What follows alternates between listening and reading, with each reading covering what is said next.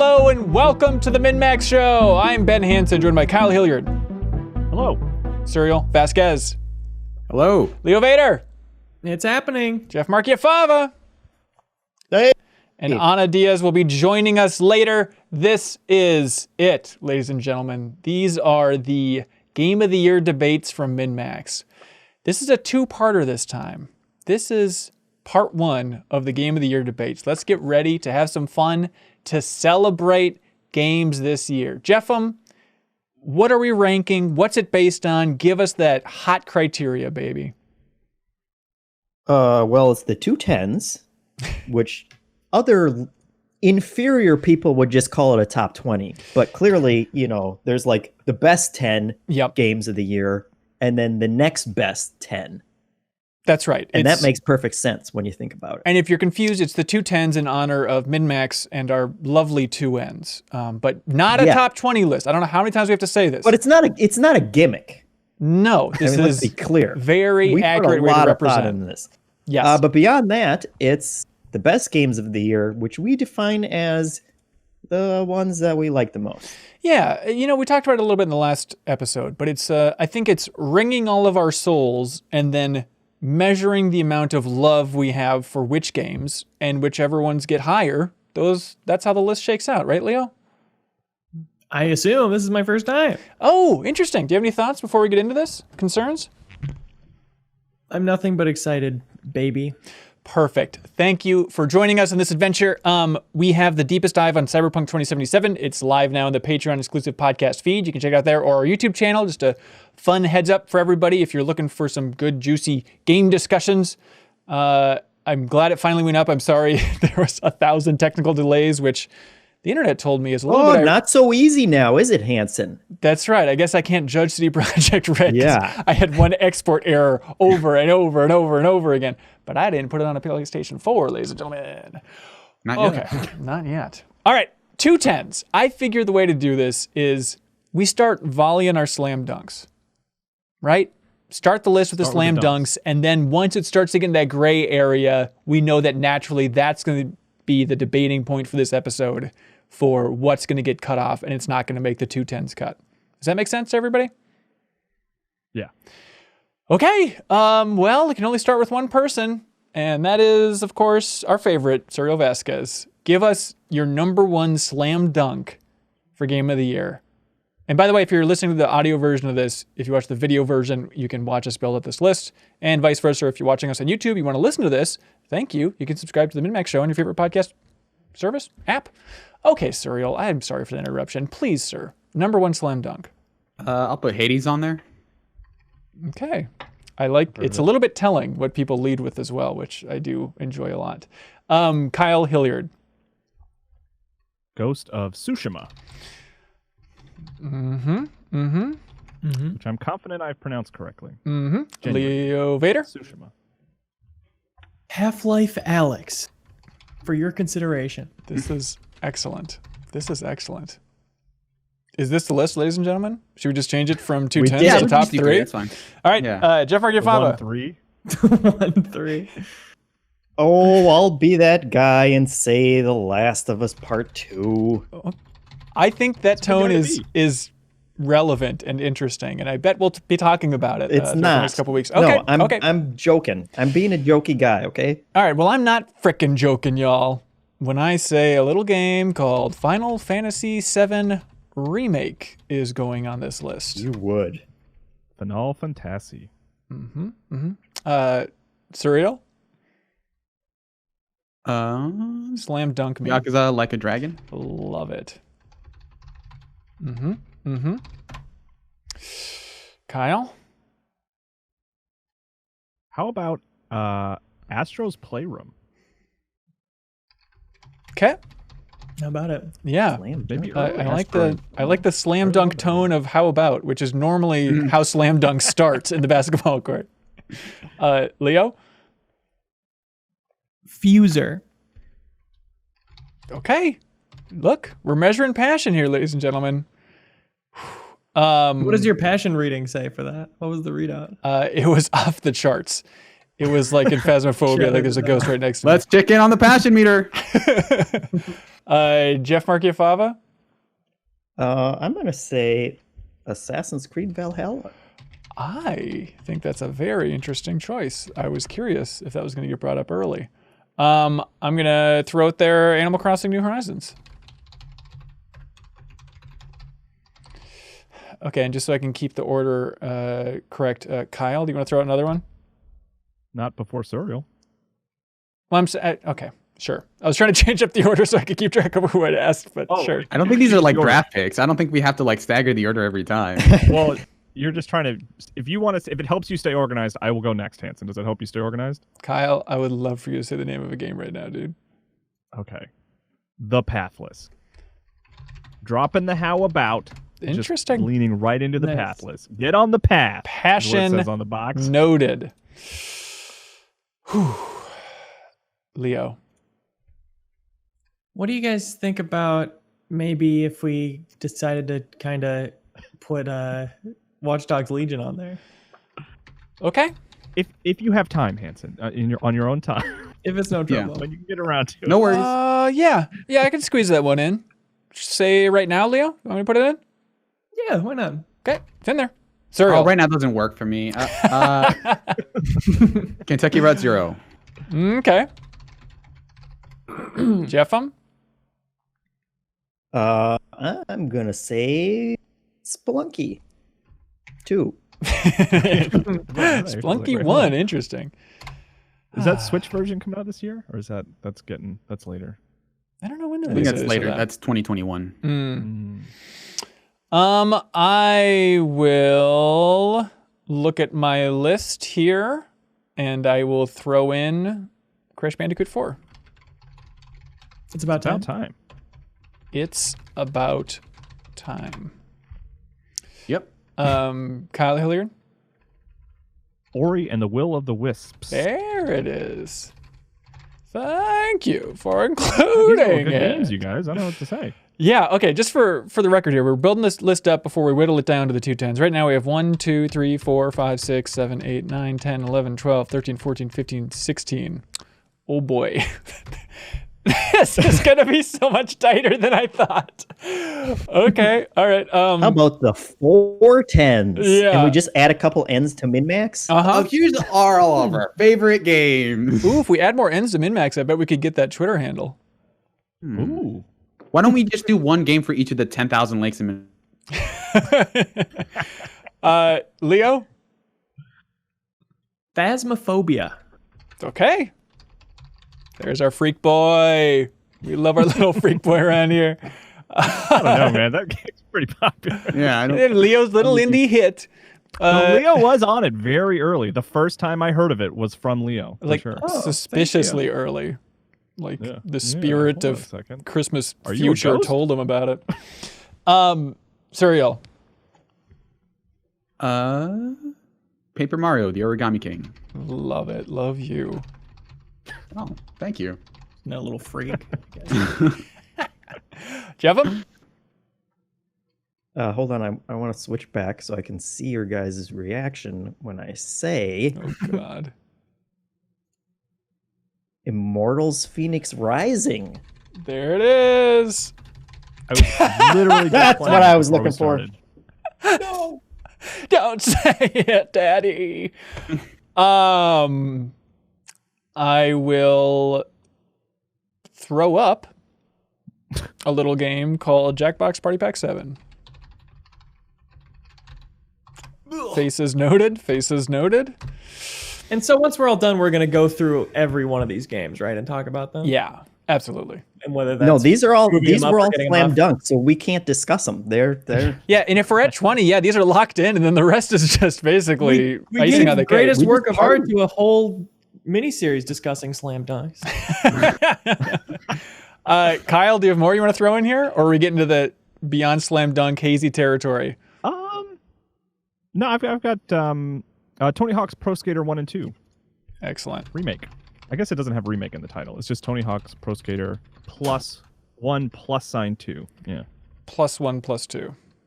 Yeah. Okay, well, you took the words out of Leo's mouth, but let's see what he replaces them with. Leo Vader. No, I don't know know that I did, which is weird to me. But I guess we'll get into that. Yeah, we will get into that. Gears Tactics. You rascally rabbit. Gears Tactics on the list. Okay. Serial? Demon Souls. Pretty late for Demon Souls. I thought it would come up earlier. Hey, you guys, this was a good year for games. Holy God. Jeffem? Did you say Yakuza yet? Yep. Okay. I think he said it like a dragon, too, if I had to recall correctly. Good to know. Hey, I'm going to throw out a little Journey to the Savage Planet. We're at that layer, folks. We're at that layer. Okay? Yeah, do we seamlessly transition to not slam dunks? Or is that a different segment? Let's count it off. We've got to be. I'm still pulling from my personal top 10. I've got one more. Okay, hang on. I haven't touched on yet. Okay, so we're at 1, 2, 3, 4, 5, 6, 7, 8, 9, 10, 11, 12, 13, 14, 15, 16, 17, 18, Yeah, I definitely 19, have dunks, 20. but there are more that I want to talk about. Yeah, I'm going to put I'm beyond dunks. I've been beyond dunks for a while. Which, by the way, like You always say my that. name. So I'm beyond dunks. Which I always thought was I've weird. ascended beyond dunks. We have evolved past the need for dunks. Dunks are for mortals. Now I am become dunks. That's why I don't. By the way, just to like as an opportunity to just list all the good games that came out this year, I like making the list really long, like, and it can be culled very easily. Like, I have like a that bunch too. aren't So I gonna made make it, I but made a want to at line. least see written down. I made a line at the 210s mark. arbitrary? In fact, let's actually go 1, 2, 3, 4, 5, 6, 7, 8, 9, 10. Okay, so here's another dividing line for the top 10 list. Boy, I love this so much. Okay, all right, now we're getting into this isn't slam dunk territory. This is some smooth moves under Same your stuff. feet, and then it's a hot alley oop. All right, so But we don't know if the partner is going to be there to actually get it in. yes, exactly. So I'm I think tossing. it's the point where we're just gonna get to Pippin. Yep. All right, so I'm tossing to you, Serial. If Ready? found. Oh, I was ready to toss my own, but yeah, absolutely. But then you threw a You said basketball that back you at tossed it me. to me. Well, no, I was getting ready All right. to toss to you Spider-Man Miles Morales. Oh, okay. I thought we were okay. You need to work on our teamwork. I know, no Clearly. kidding. I'm on Serial's side with this one. That sounded like a request for him to say a game name. I thought it was pretty clear I was throwing a basketball that was Spider-Man Miles Morales. Kyle, do you have another alley-oop here? Black Mesa, another remake for the list. Ooh. Okay. Well, they added like Zen, but it was already out before, right? It I mean, they completed it this year. Yeah, and actually, in a weird way, real quick, this isn't like the pitch for why it should be on there, but like the way I played the game, I actually played it the day before it officially came out and the day after it officially came out. Yeah. And like there was a big UI difference. Like they had like one final clean sweep of the whole entire game right before it came out. So Okay. This feels like the legitimate release year for Black Mesa. Like Okay. easily. Awesome. Leo, what do you got, Hotshot? Check this one out. Star Renegades. Oh, early access, yes? I caught that alley-oop. Oh, is it? Okay, great. Wow. Love it. Serial, you already Serial's blew still yours, been but playing basketball his whole life. I'll let you throw in another one there, Serial, because this is our little game. Okay. I will go with Amnesia Rebirth. Jeffem? Have we said or did it come out this year, Resident Evil 3? It did come out this year. Come Excellent out. choice, sir. Excellent choice. Love it. I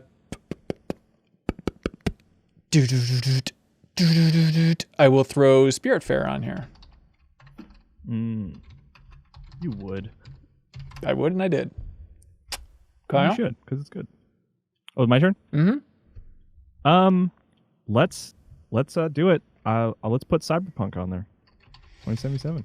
Controversial, but I like you making the bold move. Leo? I actually would have done that a long time ago if I hadn't forgotten.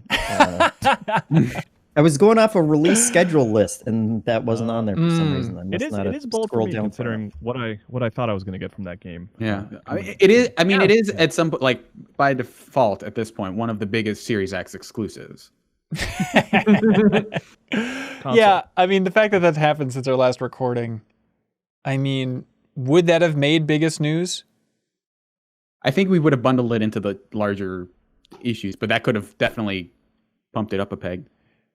I mean, but our news was COVID cancels everything and Microsoft buys Bethesda. Yeah, I think we would have talked I don't about think it, it beats But that. would that have put it That's a over good the point. edge? Who knows?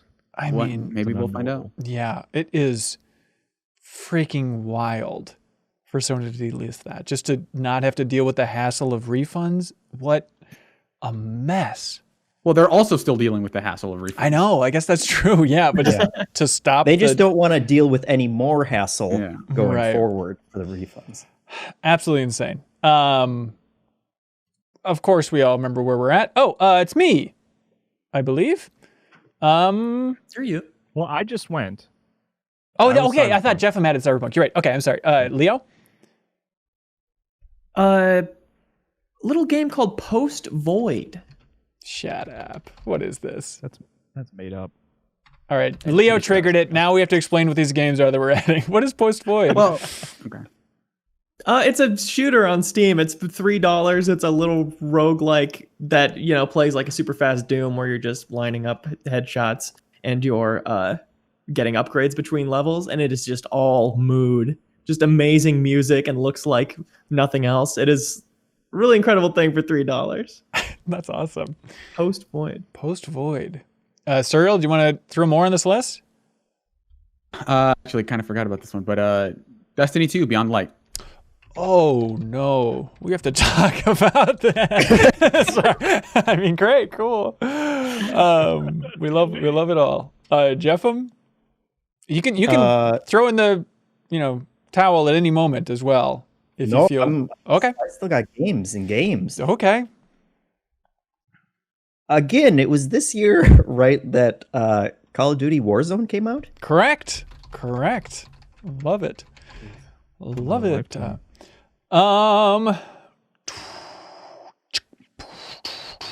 Cruising. I'm gonna go with controversial. Dragon Ball Z Kakarot came out this year, and I enjoyed that game. Kyle Hilliard. Yeah, definitely getting into my weirdo picks now. Creeks from Amanita Design. Kind of point and clicky, sort of dark, moody adventure puzzle game. Did I spell that right? On Switch. Yep. And who's the team that made it? Amanita Design. Who are they? The Machinarium people. Machinarium. Oh, yeah. Okay. Yeah. I love it. What do you like about it? It's got it was recommended to me by many people because it's not like a Playdead game, but it kind of has the same mysterious, like I'm mechanically it's not really like a Playdead game. It's more like just a point and click adventure game, but it's like it is very like you end up in this like underground world with these like bird creatures, and it's like very mysterious. There's no dialogue. You're just kind of making your way through this world and seeing things happen. It's very cool. Nice. Leo? Are we waving the flag? XCOM Chimera Squad. There it is. You're smarter than us. Thank you for choosing this. You enjoyed that a lot, huh?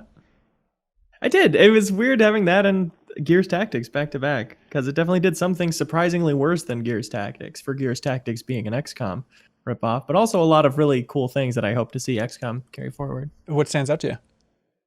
I was surprised by liking the character focus because normally it's all about creating characters, naming them after your friends, watching them die. But now it's characters with specific abilities, specific talent trees, and if you die, you fail and you have to start over the mission, which is a huge change. But it was really cool, like choosing different characters in a different run, right? Like one time a save got corrupted, unfortunately. I was playing it pre-release and I had to start over, and I just got like a Steam Workshop mod where I could pick from like a different roster of characters at the start. Because normally it's a New Game Plus thing. That's an unnecessary part of the story.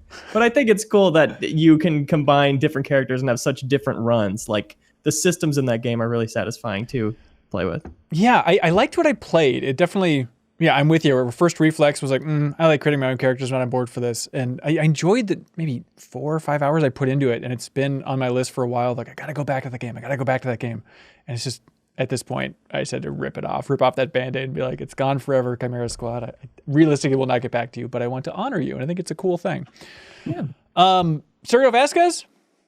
I will nominate Umurangi Generation. Oh, I can hear Anna be delighted. And do you want to remind folks of what that is? Yeah, it's basically like an apocalyptic photography game that is kind of in the style of Jet Set Radio. So you basically, there are these very small kind of diorama sized levels, and your objective is to just take a bunch of like photos of like, okay, make sure you take a poster of a butterfly, or like a picture of a butterfly, or like this particular word. But that basically acts as like this way to get you to explore the environment. And like each level, there's no dialogue, there's no cutscenes, but each level basically tells this kind of this narrative through just the levels by themselves. And I think it's really cool. Yeah. By the way, in honor of Anna, who will be joining us later, we have to put down Persona 5 Royal, right? That seems like whatever we should favorite try game to. is. I mean, yeah. I don't know. Have we just? I don't know if Among Us is like not on the table, right? I don't think it should be. I don't think it should be. Okay. Yeah. Fine for personal for lists, but the not for reason of it not technically releasing this year. Yeah. You can put whatever Be clear. freaky stuff on your personal list you want to. Absolutely. But this is official as all hell. Jeff Margifava? Yeah, well, Leo's done like 3 turn-based XCOM style games now, so I'd be remiss if I did not add Empire of Sin. Really? You're enjoying it that much? Yeah. That's It's interesting. basically Boardwalk Empire, the strategy game, which is something that I actually complained on Twitter years ago that someone should make that game. And apparently Brenda Ramiro was listening, and she did it. So Perfect. By the way, if you want to learn more about the development of Empire Sin and Hades and Spiritfarer and a lot of these other games, The Pathless, you can check out our developer roundtable on MinnMax's YouTube channel now, also in the Patreon exclusive podcast feed, where we have the creative directors of those games talking about making games this year. It's a fun roundtable discussion if you're a development nerd like I am. Excellent choice.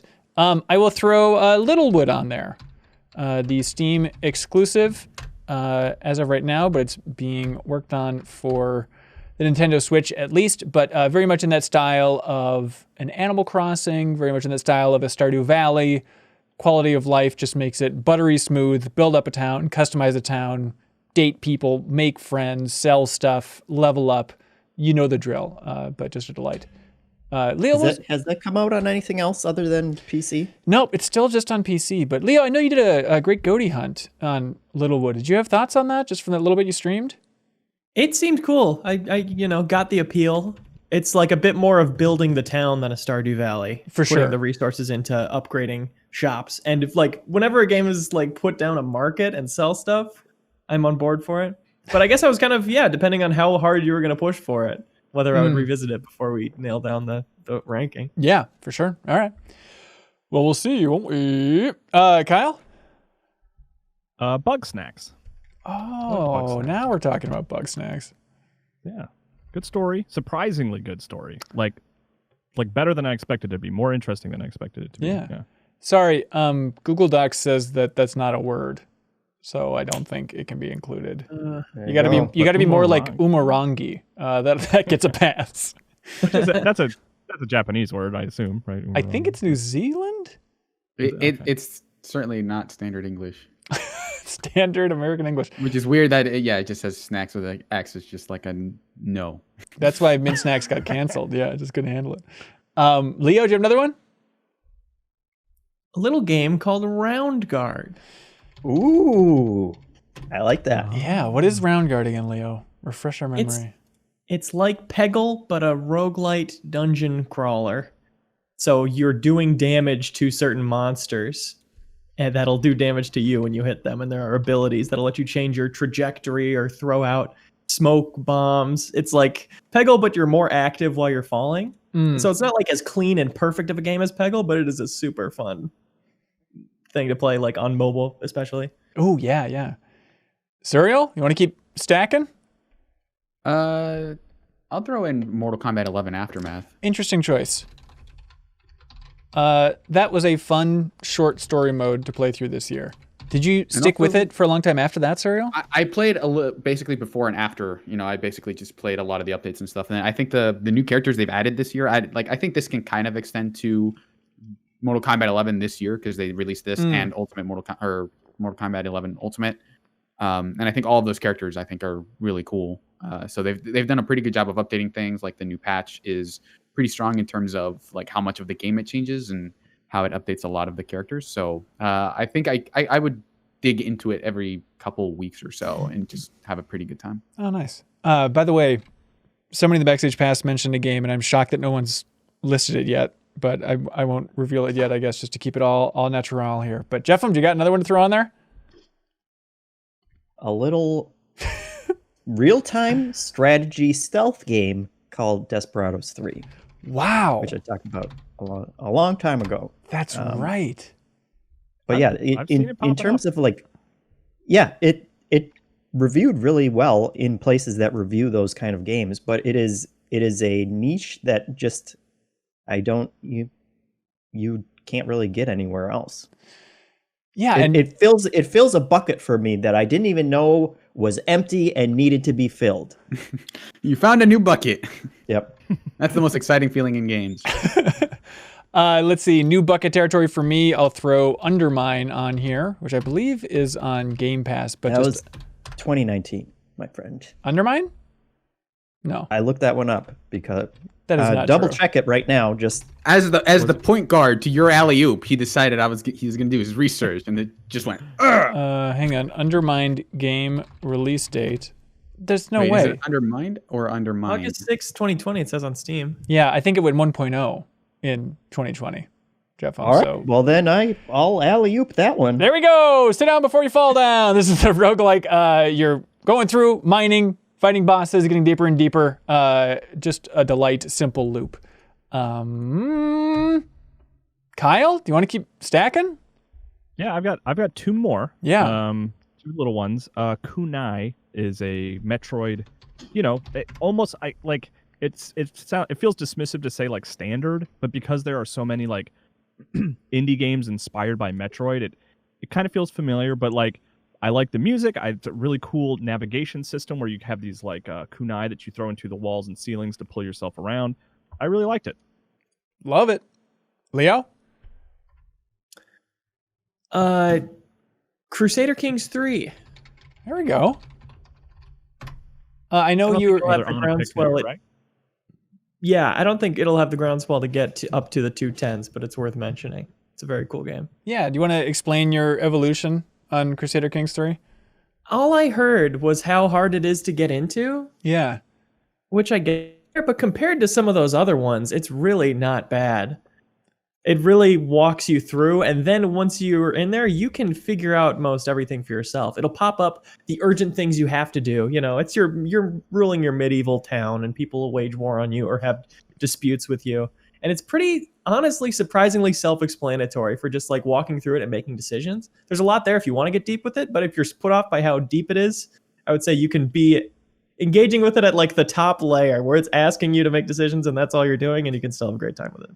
Yeah, and we streamed it for the Great Goaty Hunt a couple weeks ago, and you can check that stream out to get an idea of how absurd that game can be. Yeah. Because, as the way you put it in that video, it's designed to be a story generator, and it rarely lets you down just for the weird things that happen. Serial? I am cleaned out. So. Love it. Jeffem? About a cute and wistful little puzzler called The Last Campfire.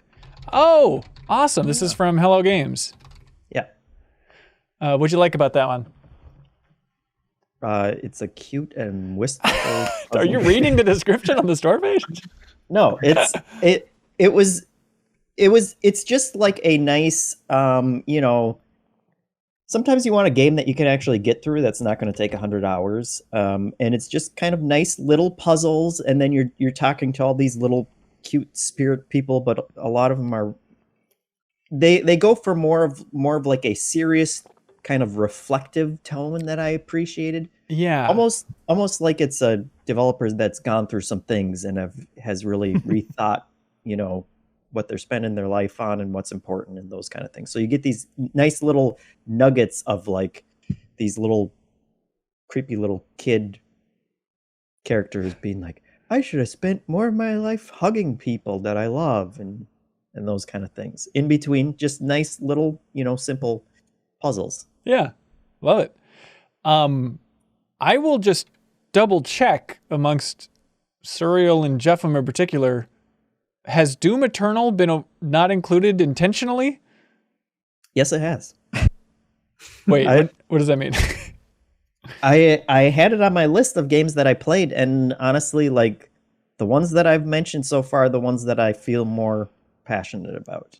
Ooh, does anybody want to throw Doom Eternal on this list? I mean, I guess I could throw it in there. I just totally didn't write it up on my list of games that I was going to mention, but it is surprisingly in my top 10, so that feels like a huge whiff on my end. But, What?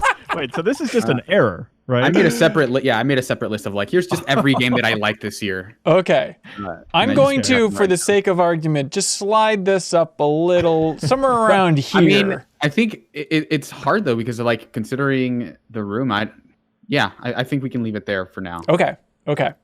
I'd be surprised if it made it on the top 210s though, because Yeah. I also kind of bounced off it. It's fine. Yeah. I mean, I liked it, and it's certainly a great game. It's just not one that, I'm excited to passionately argue for. Right. But like I said earlier, I like the list to, at least at this stage, for us to just like games say we like. everything, You know what I mean? Because it's someone's It's a favorite game out there who's celebration listening of and all they the wanna great hear us games that mention came it, out. You know? Yeah. Absolutely. Yeah, for sure. Let's see. That one doesn't count as mine, by the way. Gosh, I liked. Boy, we're getting into. Leo. Did you ever check out this game called Noita? I did. Noita. What did you think of that? It's not my cup of tea, but I think it's cool, and I want some acknowledgement from you on what you think about it. Yeah, I played maybe an hour. I also think it's cool without wanting to play much more of it. Okay, it's kind of Spelunky, but with more physics, more systems. Every pixel is simulated is their whole catch, so it's a lot of water fluids, acid. It's very loosey-goosey, mushy, but chaotic and crazy. Yeah, physicsy. Yeah, it's definitely interesting to watch from outside. Okay, all right, noted. But that's totally not my choice. Noided. I mean, I like the weirdness of Mario Kart Live Home Tour, and I like Minecraft Dungeons. I like Pumpkin Jack. Hey, just say one and put it on the list, pal. I think I'm good. I think throwing in the towel. But honestly, I kind of like that quick list, even if we're not, you know what I mean? Like, I like hearing those, because like all right. Mine, well, I don't know. I won't jump ahead. Well, I guess it is my turn. Hell, just everybody jump in there, yeah. I'll put them down as games I like. Last two to throw out are Carrion. I thought was cool, and I played it and beat it, and I thought the ending was really cool. It's like another kind of Metroid-y, you're this giant monster crawling through this facility, killing scientists and stuff like that. Yeah. And then the one that I'm like, God, I need to play more of that every time I look at the physical stack of games I have on my shelf is Sackboy: A Big Adventure. Yes! I only played for like an hour, and I want to play more of it. Oh, Kyle, I was just scrolling through my list, and I just saw that one too, and I was like, oh, crap! Yes, that absolutely should be on this list and discussed. So that's I'm tapped for me. So, can I throw in another, just double check and read in the room here? Did anybody forget about Genshin Impact, or as a group, are we just not feeling it? Yeah, I played it for an hour and just, I mean, part of it was like I didn't like the control scheme at all. Like I actively hate it. But I do see what people see in it, even in that first hour. But man, like just a lot of that game, the way the mechanics work in that game just did not rub me the right way. Yeah. If we had a worse character, I would have mentioned Paimon. Yeah, that's true. Biggest dork. I mean, I played like 6 or 7. I really I was like, I think I can get over a hurdle here, and I just never did. And then Immortals came out, and I was like, this is the sort of Breath of the Wild inspired spin-off kind of thing that I want. For sure. Like easily unseats that for me. Hey guys. Yes, sir. Hey guys. I got one. Yeah. That we all absolutely loved for a week. Yes. And that was Fall Guys. I did not love Fall Guys ever. You loved it. You loved it. You just don't I remember played one that game, got to second, and said, no interest. No, thank you. That has the legacy of that game in my house is it just makes my daughter really mad whenever she plays it. When she gets on a team mode. Yes. You get it. You get it, man. I get it. It was definitely one of those games where I couldn't tell I was going to get tired of it when I was in it. Like those first 2 weeks were awesome, and I was convincing all my friends to get it. I had a very, a love affair with that game for sure. Yeah. Yeah, I bet if of all the games on this list, if you took a screenshot of our faces reacting to peak Fall Guys love and then jump cut to today and said you would not have added it onto this list until below Carrion and Mario Kart Live Home Tour, you'd be like, you're mad. Like, you're right. I think it's worth acknowledging how much fun that game can be. Yeah. Mm-hmm. Leo, you got something left in the tank? Check this one out, dorks. You wanna add and remove the Avengers? I want to add it. I think it's worth a discussion. I know you were really into the mindless gameplay with friends, right? Not even with friends. Oh, I'm sorry. Completely with alone. podcasts, with online friends. That's amazing. Yeah. Talk about it. There's enough progression hooks in there with the loot and the abilities, and getting new abilities is fun, like getting to pick up 2 guys as Hulk. Little things like that made it like fun to pursue that power. And you don't really care about the Avengers as a concept, right? I don't. I would say it's the most I've liked an Avengers thing. Wow. I think there's something here, honestly, because I had the complete opposite approach from you with the Avengers, where I just tried to shoehorn it into being the focused story experience that I wanted from the Avengers, and I enjoyed my time with it. Like, ignored a lot of that stuff, didn't worry about leveling up anything, just like I think when we look back on that game, there's going to be a lot of bashing about like, it didn't live up to what it's supposed to be, living game my butt, all that stuff. But I think you're underselling. I think some of those performances in particular are really great and some solid writing too. Like if you want some Crystal Dynamics, great studio, but in this case, if you kind of want some B-tier Naughty Dog storytelling of the year, like Marvel's The Avengers storyline, there is some really good human stuff in there that I think is worth acknowledging. You and I combined on Avengers, it's the greatest game of all time. It nails it on every level. You're right. We're like a Black Widow and Hawkeye together. The perfect couple. Who's who? You tell me. But Serial, I mean, we did that Max spoilers. It seems like you enjoyed it as well, right? Yeah, I really like a lot of the, like you said, the character work. But I guess it felt really forgettable to me anytime I played it. But the cutscenes I think are really cool. I think the first few hours, I think where it focuses on Miss Marvel, I think are really strong. So I think a lot of those narrative beats did work for me. And it was just like I think, considering that only now is Miss Marvel kind of getting like the time in the spotlight. They announced that Disney Plus series. She's going to be in Captain Marvel 2, like the co-star. Yeah. So I think it's a really cool kind of look at, in some cases, like the future of the Marvel movies. And I think her role here is really strong. But I think whenever I played it, I just didn't really find anything that interesting. And at times, and when I wanted to make it like I'm going to farm these things and kind of do it, like I feel like the game just could not really figure out how to mix we want to make a very interesting narrative game, and we also want you to jump in with friends in this random mission that is a part of the campaign.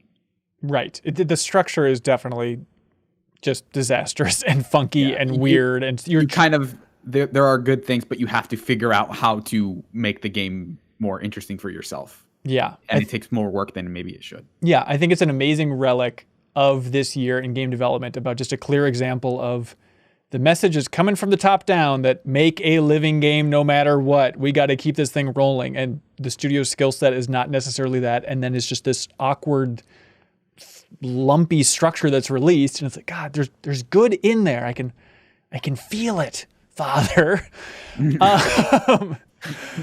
Okay. This looks like a hell of a list here, but unfortunately there's more than 2 10s worth of games. So we got to start whittling this sucker down. I also, real quick, before we start whittling, are there any Anna picks that we should make sure? Because I don't want, we don't want to speak for her, but are there any ones that I think that she would want to lock in based on our discussions with her throughout the year? I'm not sure. I think... And she can always add stuff in later, too. Yeah, for sure. I think Crusader Kings 3 is interesting for her. She liked that. Umurangi and Persona 5, I feel like would be her two biggies.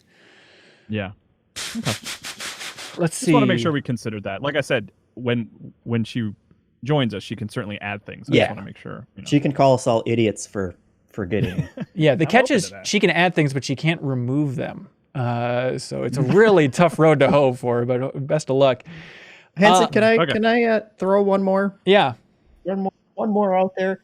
That was Moving Out, which was like the kind of Overcooked-esque, you're moving games with your friends, and it's very goofy and physics-based. And my wife and I played through the entire campaign of that and had a lot of fun. Nice. So. There's also a level that is Seinfeld's apartment. So, game of the year. That is fun. Between that and Dreams. By the way, yeah, I was going to mention we're not counting Dreams, right? Because we counted it last year. Yeah, it got our number 2 spot last year. We still obviously love Dreams. Went 1.0 this year. Dreams is such a weird, funky thing. But 2020 was not the year for Dreams. I agree completely. Unfortunately. Yeah, I think that's looking good. Oh, Kyle, I've been meaning to ask you. Do you know how this whole thing operates? I believe, Hanson, I could be wrong about this, but I believe we're supported by patrons on Patreon. That's right. Patreon.com/MinnMax with 2 N's, everybody. And Leo, I've been meaning to ask you, do you like puzzle games?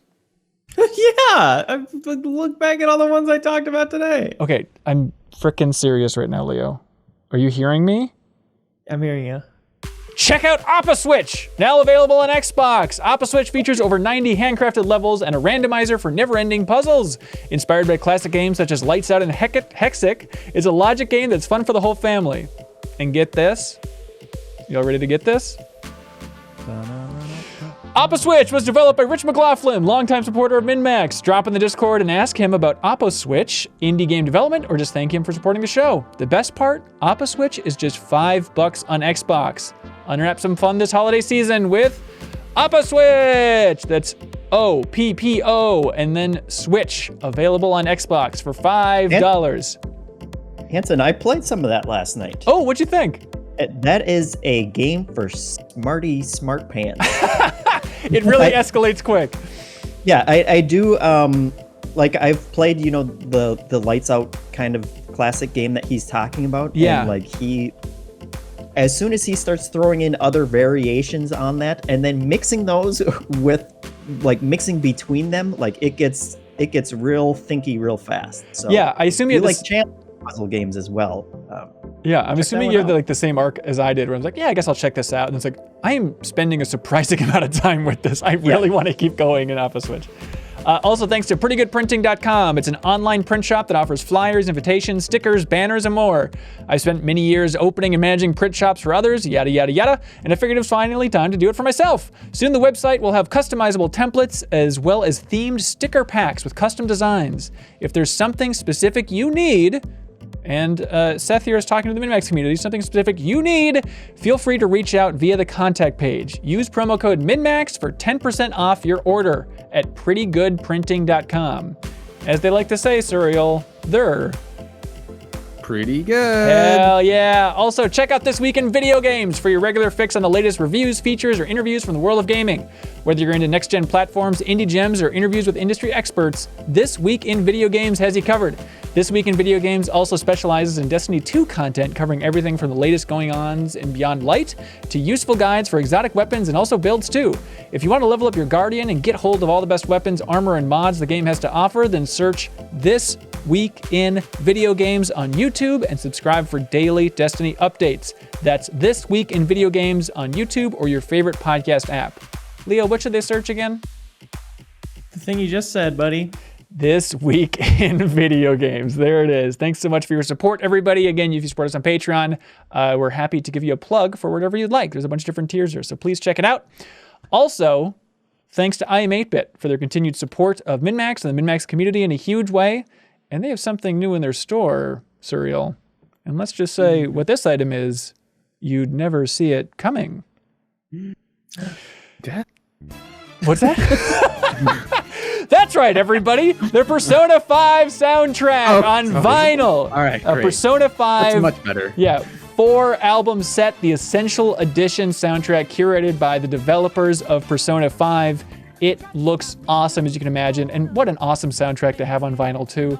And they also have on their store the Persona 5 Royal soundtrack as well. 3 vinyl set, check that out. It has mystery color discs, interactive die-cut window jacket, luxurious gold foil inner sleeves, and music by the Atlas Sound Team. So celebrate Persona 5 with some vinyl soundtracks from I Am 8-Bit.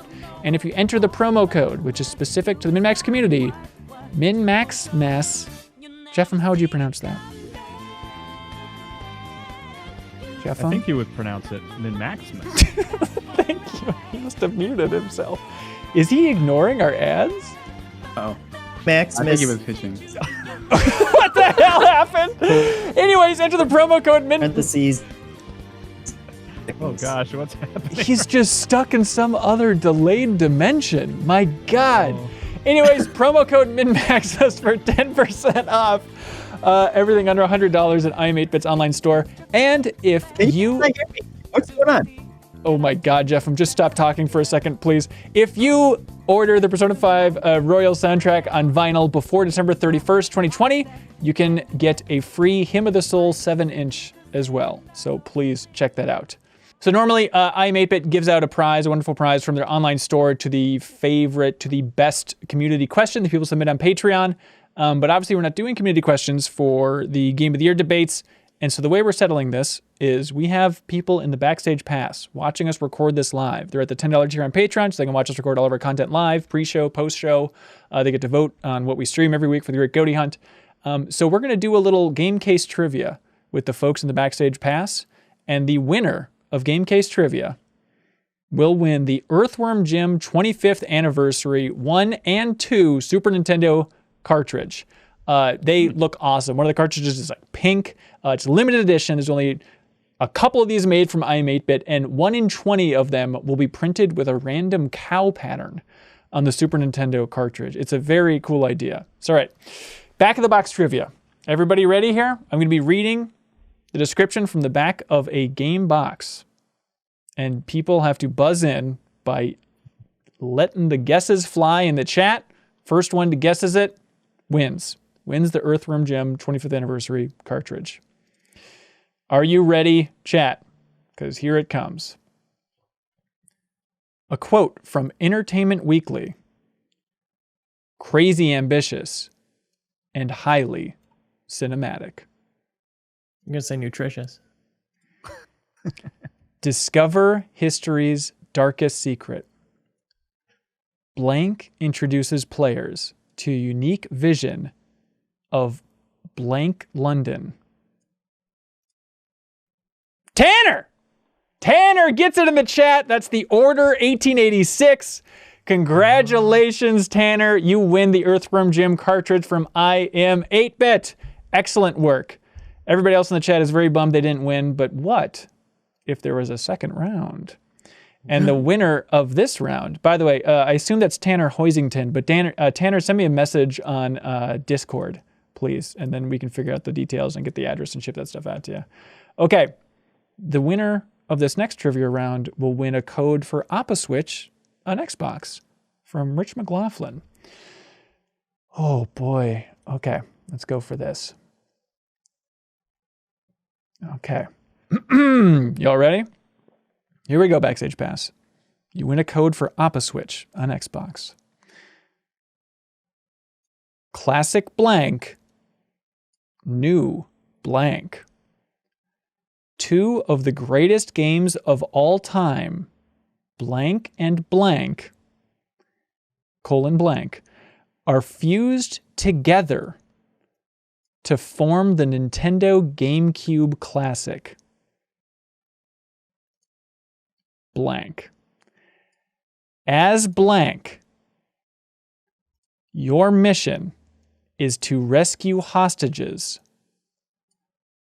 from a blank military installation and prevent a terrorist group from launching a nuclear strike. for the first time ever, experience blank in the way it was meant to be played. There we go. Jared B. Metal Gear Solid Twin Snakes. Congratulations, Jared B. Isn't that I distinctly remember that because of the combining the two games into one felt like just not true. Like, I know. I was so frustrated by that when I bought it because I was like, oh, is Metal Gear Solid 2 on here? It's like, no, it's just got mechanics from Metal Gear Solid 2. I think they just, there was so much hype and love for Metal Gear Solid 2 that they were trying to tie that together to make people excited about 1 again by just being like, hey, the camera perspective, you can change it. It's kind of more like Metal Gear Solid 2 here. But that, it's classic metal, new gear. And then it builds itself as the fusion of the two games, which is such a weird idea. But congratulations, Jared B. Do you want to reach out on Discord and we'll get that lined up? All the winners and all the contestants, thank you so much for your work. All those blanks made me want to do back of the box Mad Lib sometime. Invent their own game. Good. That is a good idea. Yeah, let's try it. Should we get back to this list? Yeah. Okay. We got a big old list, and we have a beautiful sculpture. Basically, you know what? It's like Michelangelo said. Right now, we have a list that is the 2 10s, and now we just need to chisel away everything that isn't the 2 10s. Right? Right. Beautiful. That's nice. Thanks, man. He was kind of the first guy to put genitals in his art. He like was. Cyberpunk this year. Yeah. That's true. Little tip of the cap. That's true. No, there was a GTA 4 expansion that won that. Oh, that's a good point. He was definitely involved in some genitals clipping. Okay. What are we going to do with this big old list? Should we try and organize the alley-oops and get those to see what's near that top? Just so we have something to work with that's not overwhelming here. Okay, Yeah. So before we just start cutting, you're saying? That's right. That's right. Okay. What in the bottom we think has a good chance of crossing over? Of crossing over, yeah. I think I'll throw one out. I will put Resident Evil 3 towards the top of the alley-oops. By the way, Hanson, Yeah. full list that we have, 58 items. 58 items. Perfect. This Nice. lane for 58 items or less. I think Spiritfarer has a good chance. I think you're right. I think you're right. Moving that towards the top, just looking at the gateway. I You think can move Cyberpunk up too. yeah, honestly. I think that was a honest mistake. Okay. How so we're doing the deepest dive on Cyberpunk. I'm only 6.5 hours in because of that deepest dive. I'm gonna be playing more before the next recording, before next week's episode of I hope you are. Game of the Year. No, for the Game of the Year debates next week on the podcast, How's everybody feeling about it at this point? I worry it'll be too soon for sure, but God, I am loving that game right now. Yeah, I'm loving really? it more since our first episode than before. I'm at like 20 plus hours now, and yeah, it's. I guess we don't want to spoil our upcoming talk, but No. it's just gotten better and better for me to the point where I was up until 4 a.m. last night, which is incredibly stupid when you have a newborn child you're still taking care of. But I just I could not stop playing. That's not a game you should show a child at any stage of their Yeah, I don't know what you're Well, doing. you know, they gotta learn. They gotta learn about penises. It's a boy, so You also have one of those. penis Yeah. clipping. It's relevant. And the crazy thing, just quickly, I went in like I had this weird. I went in with very low to like no expectations. yeah, And I'm really liking it more than I thought I would. I'm definitely enjoying it more than I if thought, which Yeah. it seems insane. I mean, it's definitely buggy on PC, but as of now, 6.5 hours in, there's nothing that's a deal breaker for me. Now, Jeff, I know you're playing an Xbox One X, and it's crazy to me that you're like, yeah, it's all right. No, it's also been fine. I think I've had one crash again since the episode that we've recorded. And otherwise, I got stuck on a tent once. Like I jumped down into this place and I was stuck on a tent and couldn't get off of it. It was, Ugh, that sounds intense. but otherwise, yeah, little bugs. And obviously it's much worse on other platforms. Yes. And I'm not invalidating anyone's complaints about it, but I have not had that many personally, and I've just been having a great time with it. So, Okay. What are the other alley-oops we could pick up off the floor and move up there? Crusader Kings. Leo, I don't know. Leo, that's I your think ball to toss. Yeah. do you think, Leo? If Anna wanted to toss it, I would help, but I wouldn't personally toss it Okay. there. I'm picking up Sackboy. And not slam dunking that sack into the net, but I'm at least moving it closer to the rim here. It does have a level about Britney Spears' song "Toxic." I like right? that you Like, phrase need it to understand that it's about toxic. It's dissecting the piece of art that is Toxic by Britney Spears. That is true. Yeah. I mean, it would have been my best art of the year if it had released this year. That song. Good song. Yeah. What else do we like here? We like it all. But which do we Demon love? Souls, I would Of course. bump up. Yeah. What? Those are pretty close to already being up there, but I Yeah, would it's pretty maybe. Okay. What's the vibe on Demon Souls for this discussion? How's everybody feeling about it? I really like it. I think I like it more than when I played it the first time too.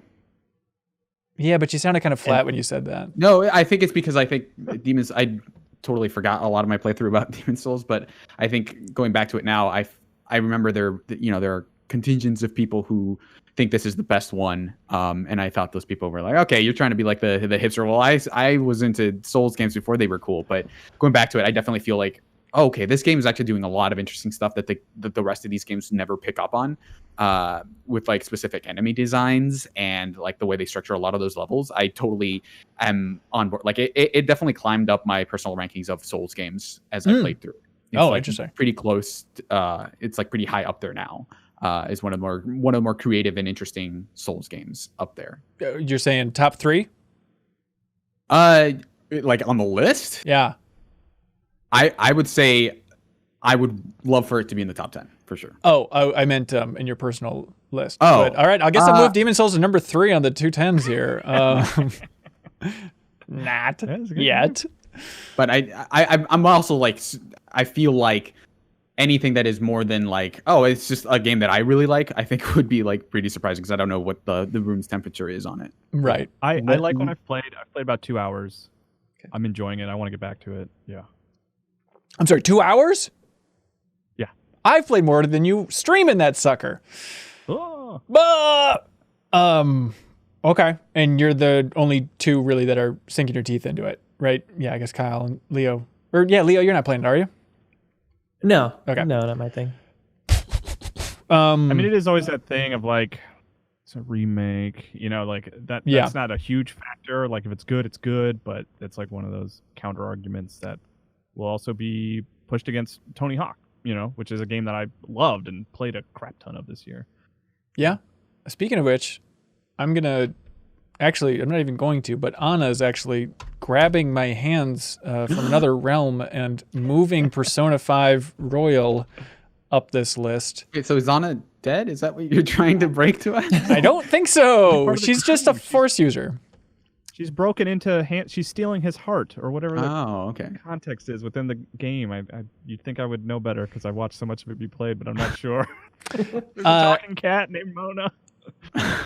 Based on the room, controversial, I'm going to slide Avengers up.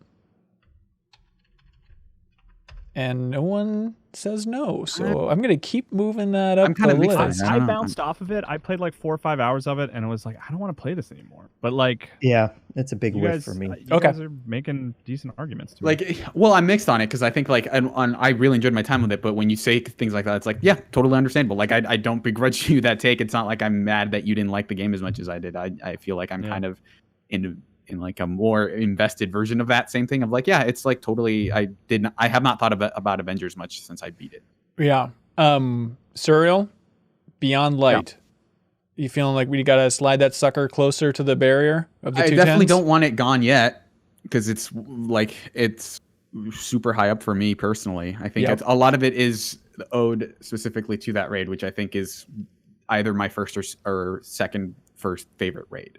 Because I think and what they do there is so good. Like since that raid launched, I have run that thing every week, multiple times. And now I'm at a point where like my group and I are trying to do the flawless run, which is where no one dies. And normally I would say that's just not a thing that I do, but I love this raid so much, and a lot of the ways it iterates on Destiny stuff, I think is so strong. And like it is a showcase for why I think I still play Destiny, which is like the raids. So I'm really passionate about that one. Okay, that's good to know. Yeah, Leo. I would like to see Star Renegades move up. I would fight for that. Yeah. Remind us, what is this again? Turn-based roguelite, beautiful pixel graphics, that depth of field and some neon colors and some cool music. But it's a combination of a lot of great things in games. There's a nemesis system type thing. There's forming relationships with your allies while like camping between battles, which is a satisfying system, and just the way it plays with being turn-based, where it's all about playing the turn order and staggering people. And I almost thought about bringing up breaking an enemy in Star Renegade as one of the best moments of the year, just because the combination of the presentation and the satisfaction of like outsmarting this enemy so that they can't even attack you this turn, it feels really great. Yeah. Okay. I'm going to stick a big old thermometer in the mouth of this room on Warzone. I have not touched it.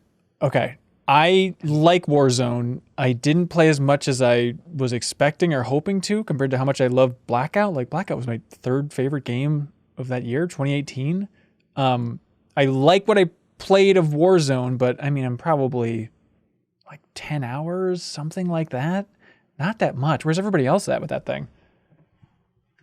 Yeah, I'm probably around there, and it's certainly up there for me in terms of battle royale games, but I wasn't going to try and push that up. I mean, the list. I think it's one of those things, like none of us brought up the new Black Ops, for the 210s here. Yeah. And I think it's that like Call of Duty problem. It's like the kid that gets straight A's. It's like there's that iteration there of like you play Warzone, you're like, yeah, this is a good version of what I previously played, but it's familiar, and so it's not really making a big impact on me, Yeah, I will say Warzone is probably my favorite battle royale right now. I've put like 30 hours into it. Yeah. But even then, it's like I just am not in the mood for battle royale that often. Yeah. I guess. But I bet. But I did love that game.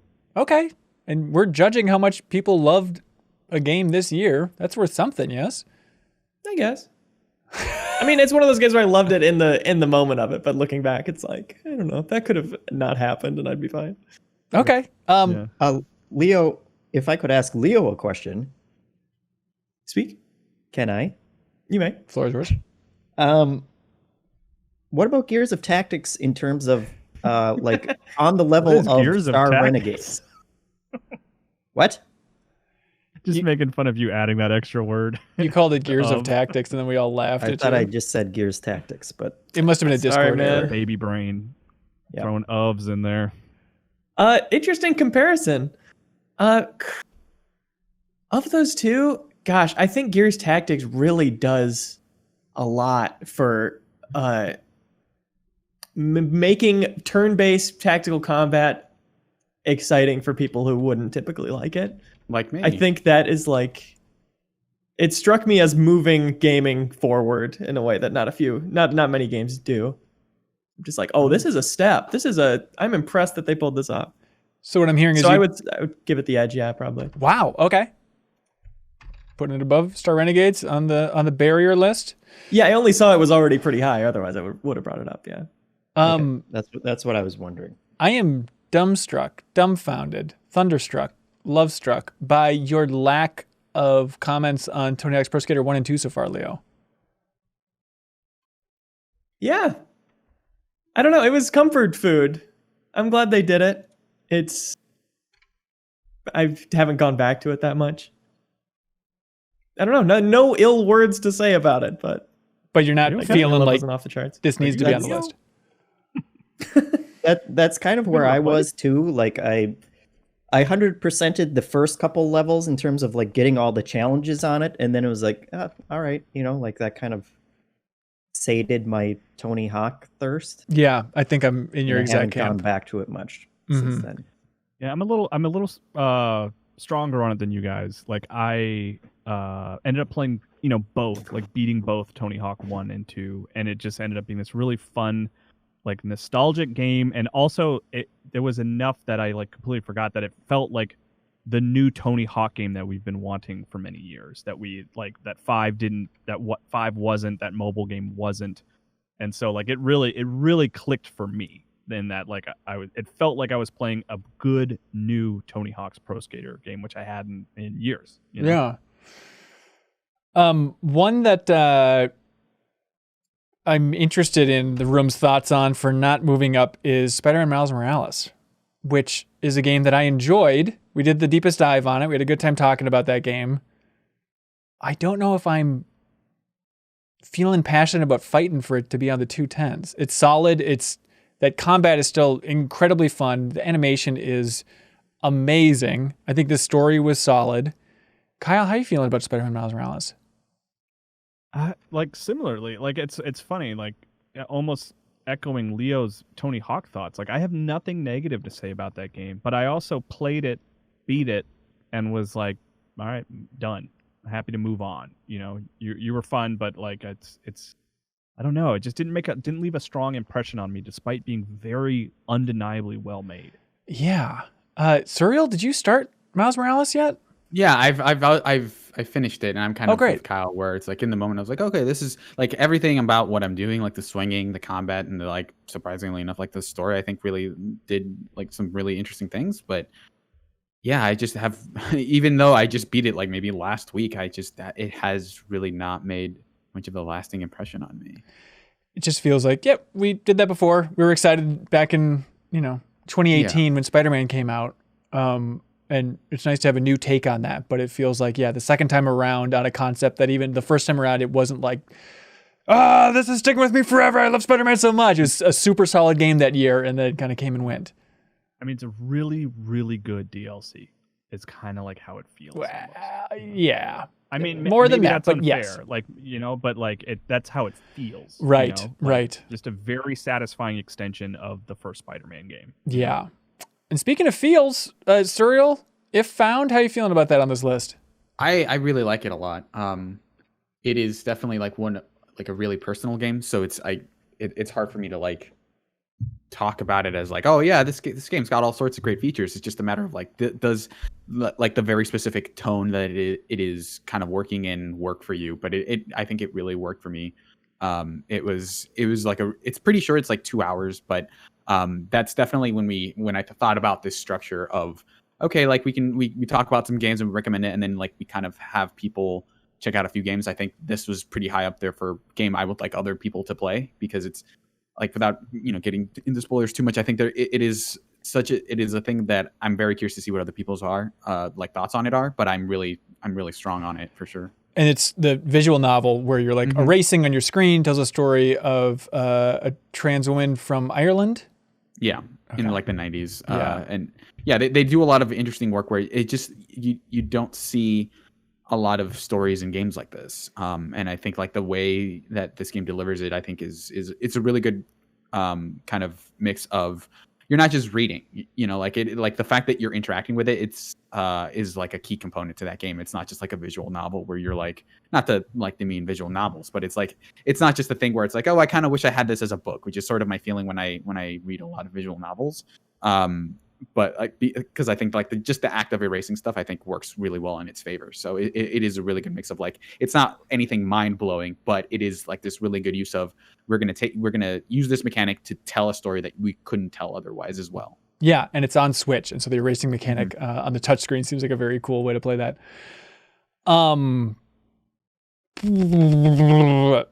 Kyle, Black Mesa, are you feeling like it's gonna cross that barrier?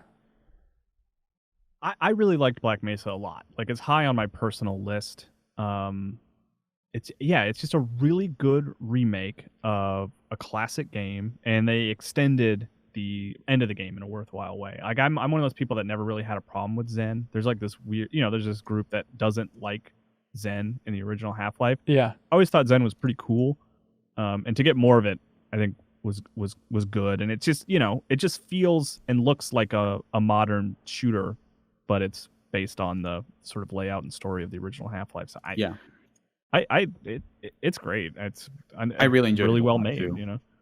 I will say though, like they modernize a lot of it, but I wouldn't necessarily say that it feels like a modern shooter, but it makes a good argument for why Half-Life's version of first-person shooting, I think, is still kind of a thing that we should do versus just like, okay, aim down the sights, kind of, like go to the next objective. I think the way that it almost feels like not Zelda-like, but it feels a little bit more puzzly, where it's like, okay, you have to go into this room to get this thing, and then like over here, like the way it's kind of throwing you into maps more so than like here's a cinematic thing where you're kind of going from doorway to doorway. I think it makes a really good case for why that style of shooter, I think, is still interesting and not outdated at all. And I really my hope for it is that like a young player who's not super familiar with Half-Life would play it, and I feel like their takeaway could be like, oh, that was a great game, and not even just like, oh, I see why that was impressive at the time.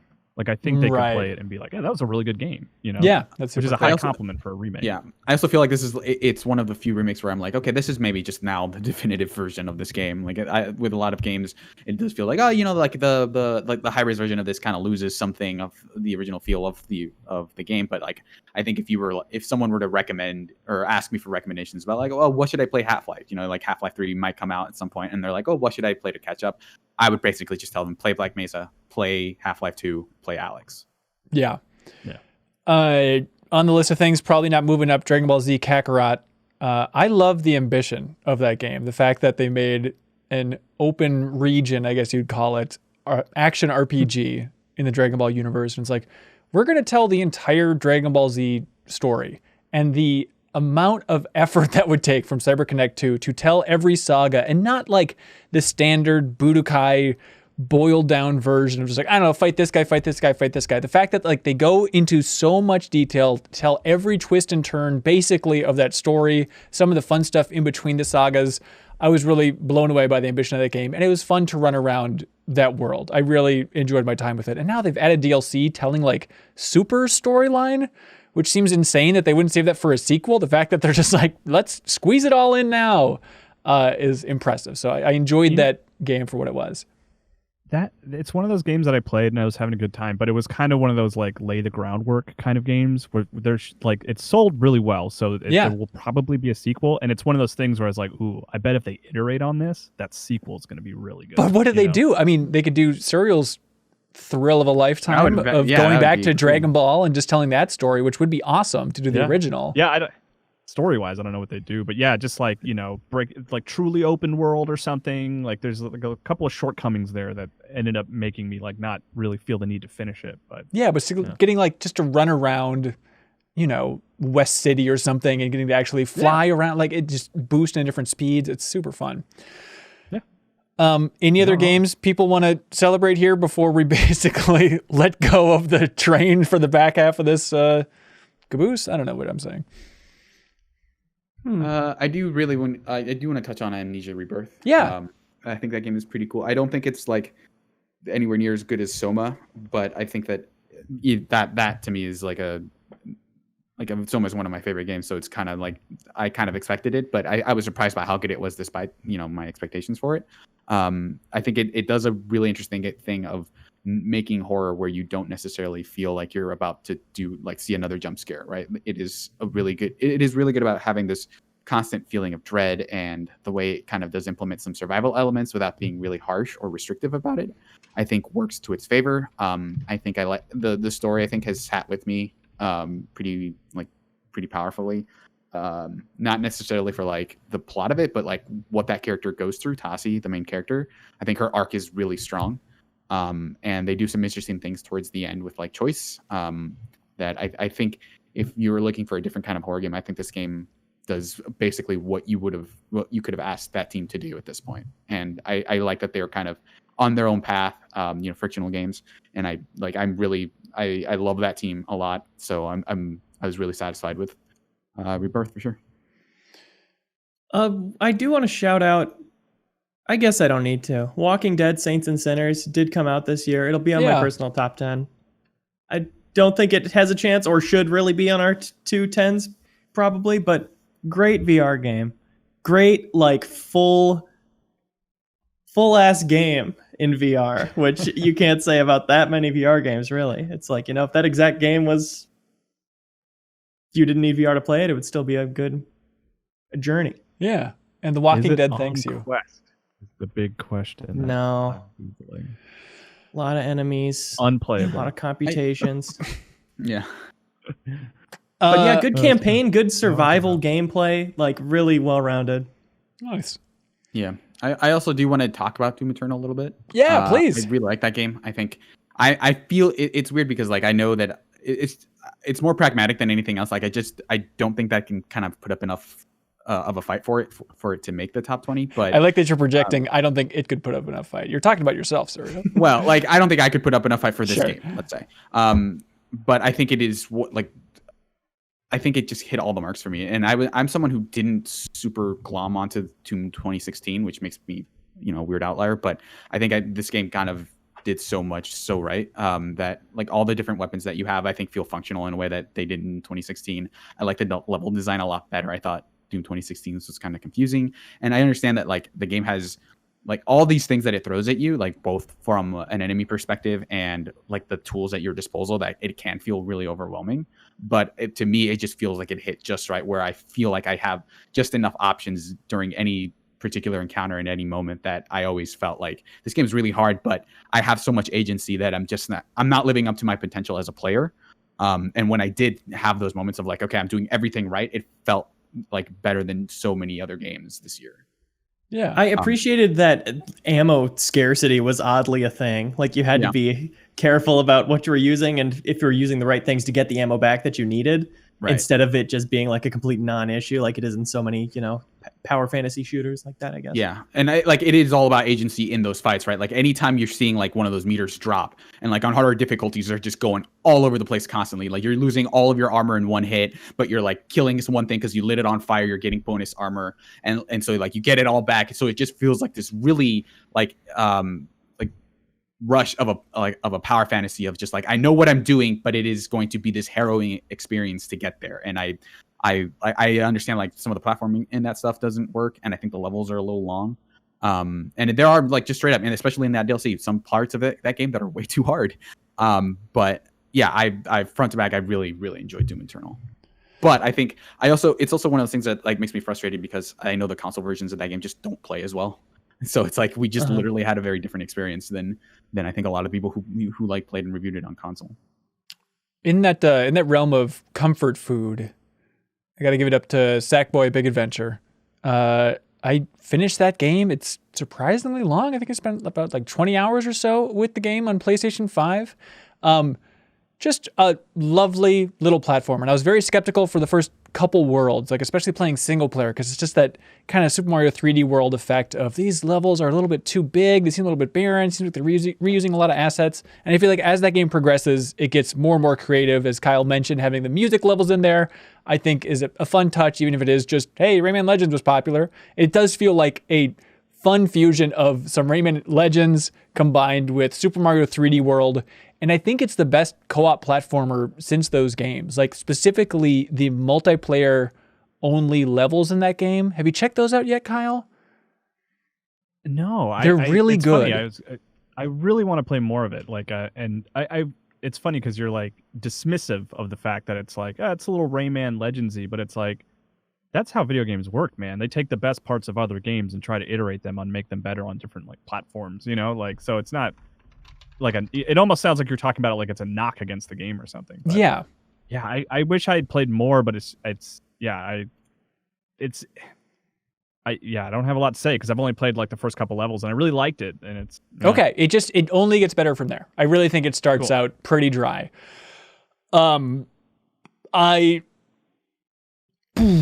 It's no Crash Bandicoot 4. And so I feel like getting both those games on the 210s is going to be a tall order. So that's where I'm at for that. Leo, how you feeling about Spirit Fair? What's your gut telling you? Leo, what does your mute button tell you? Oh, sorry. I don't know what's happening. I would love to see it on the top 10. Spirit Fair. Love it that much? Love it that much. I think it's a phenomenal experience. Talking about what Kyle just said about like taking the best parts of other games and rearranging it, it's like rearranging it in a way I never would have predicted would work. Like you're just platforming around your own ship that you are building and designing to get between these different tasks you have to take care of. Yeah. Like the combination of platforming and management sim and settlement builder really works surprisingly well. Yeah, and I know you love the co-op in it specifically. Yes, co-op has been great. It's the perfect game to be like, you go manage the mill. We need to make this stuff in the loom for one of our upgrades we want so we can help out this guy. So we'll be happy and he'll sing to everybody. Cute little characters. Yeah, it just fantastic animation. Yeah, I'm only like halfway through it. I need to play more. Before next week's podcast, I hope to play more and try out co-op specifically. But playing that game reminded me that just, hey, developers get it. They get, which is so stupid to say in 2020, but like they get what makes games good. Just having a game where it's like you're just sailing around and slowly building up this ship, just cozy vibes, friendly vibes all around. It's like, yes, I'm glad that this game exists. This seems like exactly what we could use. And it's only ever 2D, but the way that you place a waypoint on the map and your ship will be moving from left to right to get there. But if there's a city nearby, you'll see it in the background and you can pass by treasure and go into storms and stuff. It feels like you're exploring a full world, even though you're only ever moving between left and right. And I think that is an achievement and very clever design. Yeah. That's sounding strong. Probably the strongest out of this batch. Yeah. I've played less than both you guys, and I could see it being in the 210s. What's the room's take on Resident Evil 3? I gotta be honest. Don't, Leo. Please lie to us. Don't become our nemesis. Ooh. Love 2, really didn't like 3. I'm in the same boat. Really didn't like? You'd use those words, Surreal? I just like, I guess I found it almost entirely unnecessary. Just like, yeah, you're not really doing anything that I don't think the Resident Evil 2 really did. And like the focus on action, I didn't mind it at the time. Like I didn't like hate it as I played it, but it's just a game that just felt like, oh man, I don't know that I really got much out of that. Like I felt really kind of empty when I beat it. And I know that that's a game that people, speed run and stuff, but it just like, there was no high points for me. It was just like a consistent kind of like, all right, this is okay. I'm having fun. Like there's like that one section where you're kind of fending off zombies in the, I think, hospital, and that I thought was cool, but like everything else is just like, I'm just not like, it's not doing anything that I'm like super crazy about. Definitely Nemesis is a disappointment versus what we thought Nemesis would be based on Resident Evil 2, but still I think taking it for what it is, I think it's just still a great, tight survival horror game. And I'm a sucker for this, obviously, because I'm terrible at puzzles. And so the fact that they stripped out almost all puzzles from a Resident Evil game, I was like, yeah, I'm into that. And people talk about like, focus on action. It's outrageous. It's like, I know it's not fair for judging this game, but it's like, do you remember what Resident Evil was like not that long ago? Like, do you remember Resident Evil 6? Like, this game is a godsend compared to that. Yeah. No, I disagree. I think it harkens back to Resident Evil 6 in a way that disappointed me.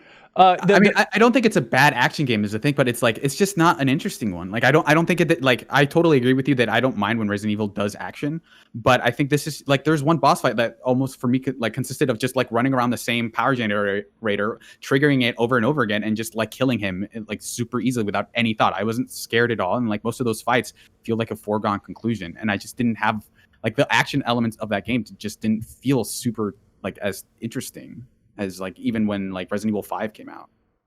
Yeah. Sorry, Leo, you're going to say something about puzzles? Oh, yeah. No, I mean, it's the opposite for me for sure. I like the puzzles the most. But I agree, trying to judge it outside of comparing it to other things. Yeah. For sure. But even in that metric, I hate, boss fights where I'm not sure if I'm even supposed to be shooting them or if it's just a waste of bullets. I feel like this game had the most of any game I've played. That's Resident Evil 3, baby. That is the game, yeah. Well, this is all fair, but what the reason I want to move it up is for Resident Evil Resistance. No, I didn't play that. Sorry. Kyle and Jeff, you both beat it as well, right? That was good. Yeah, I mean, there's other games that are on the cusp that have a a better case to be made for them. I'm just shocked because Resident Evil 2 got our game of the year last year. And in my estimation, Resident Evil 3 is like 60 to 70% that game. I'll say 70% as fun as that game is to me. And now it's like not even consideration for the 210s? It seems crazy. It's a little bit of the Miles Morales situation where it kind of felt like an extension of 2. You know? And it's like, it's funny because the hook of that game is Nemesis.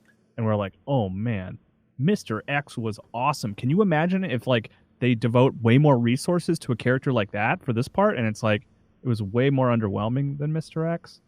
Like, it ultimately became a solid, forgettable action game for me.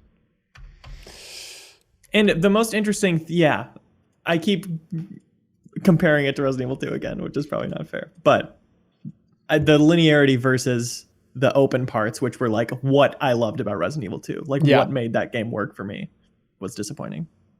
Yeah, I think your percentage is a little high, the 60 to 70%. You know, I would put it like 40 or something, because the shooting felt very similar. You know, but the layout and the structure of the world, the city was like much more enticing into. Yeah, no doubt. doubt. It's a good game. That's always the thing here. It's right. I liked Resident Evil 3. I had a good time with it. It's not a bad game. It's just like there were way more compelling experiences for me ultimately throughout the year. Yeah, well, sad day, Raccoon City. Okay. First the outbreak, now this. No, which is worse. Yeah, remember how weird it was to play that game like right at the start of the pandemic? Yeah. It was bizarre. Wash your hands posters all over the hospitals and stuff. Wash your hands or you're turning to Nemesis. Okay. I think we got a good read on where everybody's at for the alley-oopers. Should we look at this bottom 10? What stands out for something we could bump out? Does anyone want to start poking holes with this Jenga tower? How about that Pooper Mario? Ooh, he's going out swinging. I thought we were going to the bottom. We're going to the top? No, I don't think we should even delete stuff. We don't need to. We can leave this list of, the alley-oopers down at the bottom there for reference. Okay. I think, we start poking out the bottom 10. Okay. Yeah, how much love is there for Pooper Mario? Was that just Serial? Yeah, I played probably 5 hours, and I liked it. It is certainly not the return of Paper Mario's glory that I was hoping for, but undoubtedly amazing writing.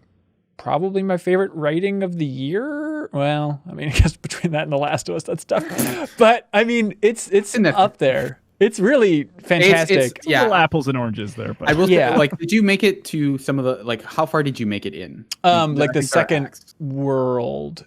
Okay. Yeah. There are definitely a lot of really cool moments coming up. I know there's one moment in particular that people I've heard really rave about. Yeah. And I have like a few of my own kind of very specific moments. There's a moment in like really late in that game that I thought was like a combination of the most horrifying and most hilarious thing I have ever seen in a game. It is incredible. Wow. All right.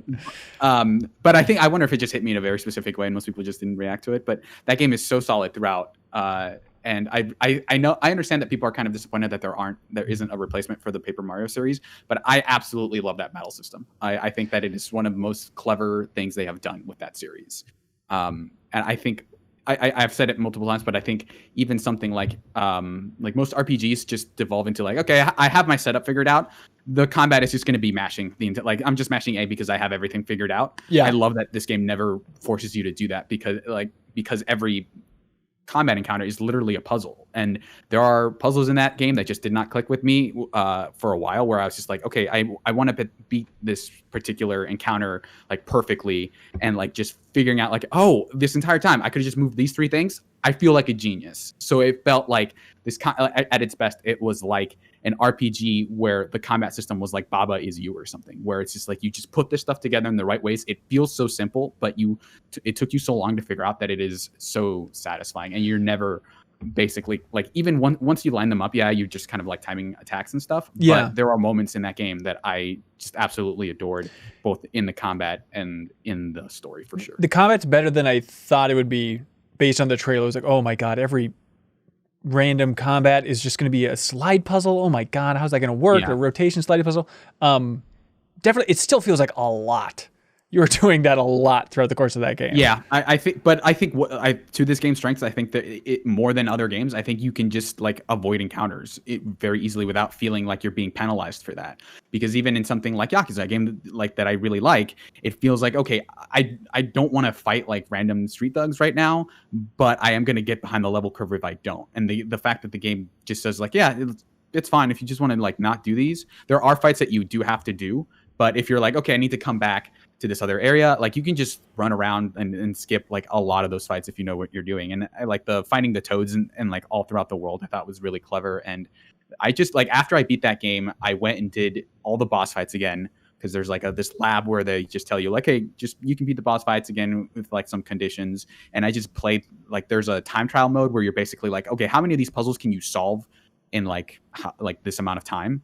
And I just played that for fun after I beat the game. Jesus. It's not something I do with like most RPGs. Yeah, what I'm trying to get a read on is how's that Jenga piece? Is this super glued in here, Serial, or is this? Well, It's I mean, really high on my I'm personal sorry list. to nudge it, but I think I got further than you, Hanson. I think I got like I like the Ninja House. You know what that is, Serial? I don't know how well you remember it. It's like Act 2. Okay. Yeah, and it's like there's just always going to be that core problem with modern Paper Mario where I just don't want to fight because there's no reward. Yeah, you know, like seems crucial. The puzzles are compelling, but it's like I don't want to do it because it's time consuming, and even and then like when I do, I get coins, and it's like and I do feel like I'm missing content if I don't fight them. So like I don't know, it just it's telling to me that like I really lost interest when I didn't have a lot of other stuff to play, and like have not felt compelled to go back to it. Like it was a chore for me to be like, I think there's something here, and it just like it never appeared for me. I don't know. Sure, I definitely have like a spiel about how a lot of that is maybe like, well, a lot of it is because we have just been so trained to have like to believe in these intrinsic like progression systems that anything we're not immediately rewarded for isn't worth doing, right? But I totally get it, right? Like that for a lot of people that a system where it's like, do you like the combat system, then play more of it. If you don't, then avoid it, right? Like that kind of risk, like, you know, time management thing isn't like gonna hit with everybody because you don't feel rewarded intrinsically versus implicitly of like, I enjoyed doing the combat, so I did as much of it as I could.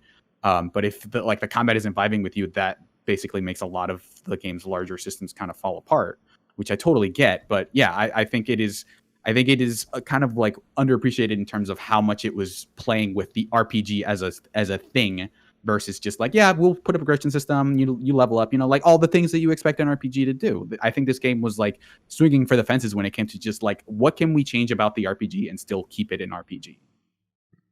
Yeah. Yeah. Solid.